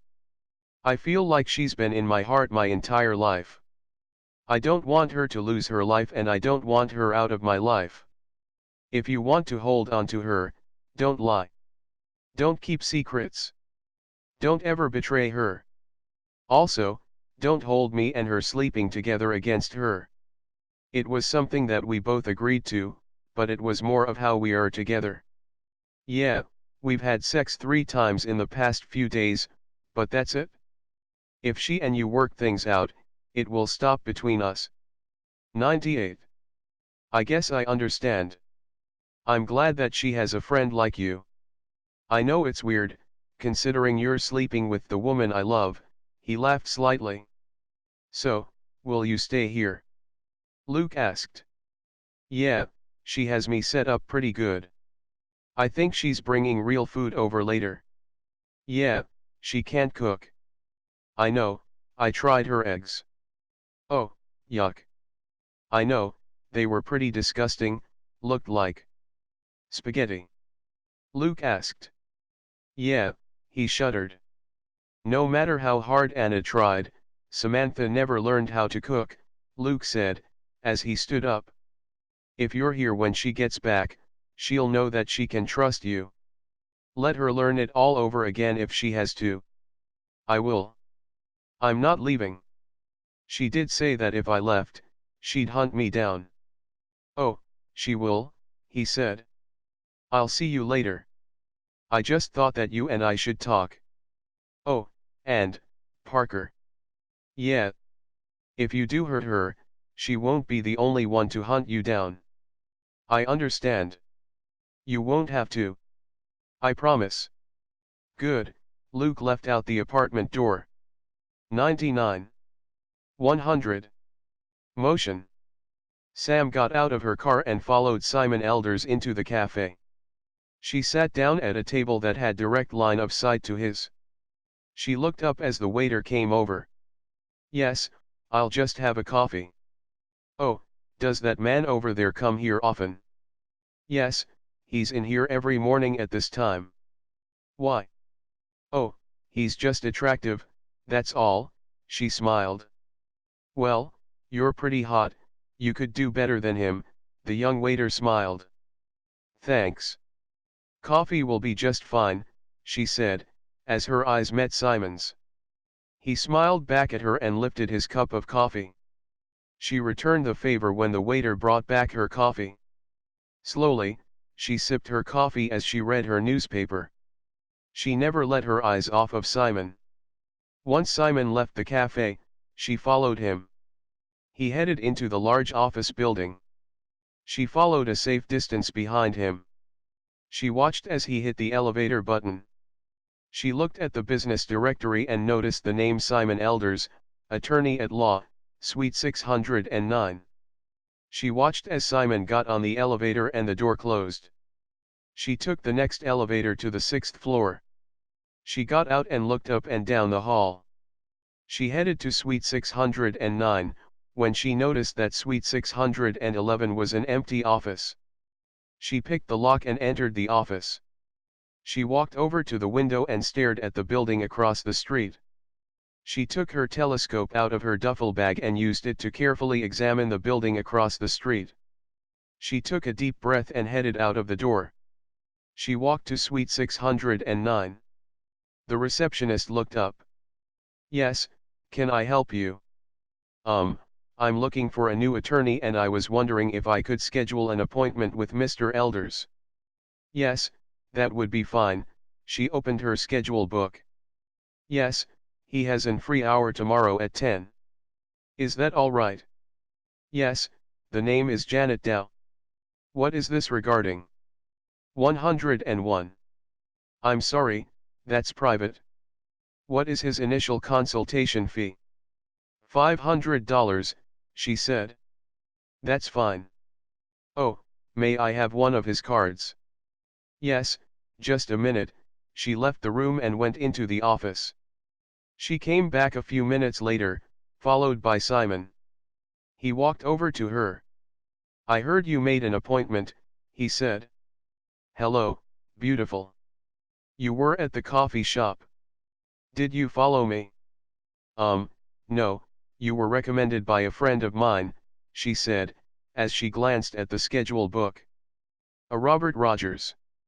"Oh, yes, I see," he said. "So, I have some time right now." I have another appointment. Tomorrow at 10 will be fine." "That's fine," he shook her hand. "Here's my card. I wrote my home number on the back in case you want to talk or have dinner," he said. She looked at the back of the card. "This is great, thanks. I'll see you tomorrow," she said, as she picked up her bag and left the office. Sam headed across the street to the apartment building. She took the elevator to the last floor. She walked down the hall until she found the exit to the roof. She climbed the stairs and walked out on the roof. She walked over to the edge of the roof and dropped her bag. She pulled out her telescope and held it to her eye. She scoped out the building across the street until her eye met the 6th floor, suite 609. She took a piece of chalk out of her pocket and placed an X on the ledge of the roof. She put the scope back in her bag and headed towards the stairwell. She got in her car and took a deep breath. She drove to the other side of town and pulled in the parking lot of the Razor's Edge. She put her gun in waistband and put on her jacket. She grabbed an envelope out of her bag and put it in her pocket. She got out of the car and headed inside. She sat down at the bar and Steve walked over to her. "Alone?" "Yeah, can I get a beer?" "Sure," he said, as he handed her a bottle. "Anything else?" "Tell Jack I need to see him," she said. "Will do," he said, as he went into the office. A few minutes later, Jack came out of the office and sat down next to Sam. "Steve, give me a scotch, please," he said. 102. "Yes, sir," he said, as he handed Jack a glass. Sam stood up and grabbed her beer. "Over there," she said, as she walked to a table in the far corner of the bar. Jack sat down in front of her. "What's this about? Is it done?" "It'll be done tomorrow." "Then why are you here?" "I have something to show you," she said. "I was thinking about what you said the other day." "Oh, about me wanting you," he smiled coldly. "Yes. You turned me down. You said you loved Parker." "I did until he betrayed me." "What did he do?" She pulled the envelope out of her pocket and handed it to him. "The what doesn't matter. The end result was that," she said. Jack opened the envelope and stared at the pictures of Parker's dead body. "You did this," he smiled. "Yes. I tied him up and killed him. He betrayed me. Usually I don't like messy, but he broke my heart, so I broke his," she said coldly. "So, are you saying you want me now?" He leaned in and lightly touched her hand. "After my job is done." "Oh, can I be part of your procedure?" he smiled. "You know about that." Parker couldn't help but brag about how good you really were. I wanted you from the minute you killed Scott in my bar. Sam, you have looks and strength. I like that about you. I'm sure you feel so good. I know that you put your entire body into having mad, passionate sex. She leaned in and smiled. You have no idea anymore, she flirted. Do you want a sneak peek? Here, he smiled. Your office, unless it's occupied, she said. Follow me, he said, as they walked into his office. Jack nodded to his men to leave the room and he sat down behind his desk. What did you have in mind, he said. She locked the door and sauntered over to him. She straddled his lap and rubbed her body gently on his lap. She licked her lips and ran her hands over his chest. How bad do you want me? Bad, he whispered. Really bad? How bad? She breathed hard. Worse than ever, he grinned.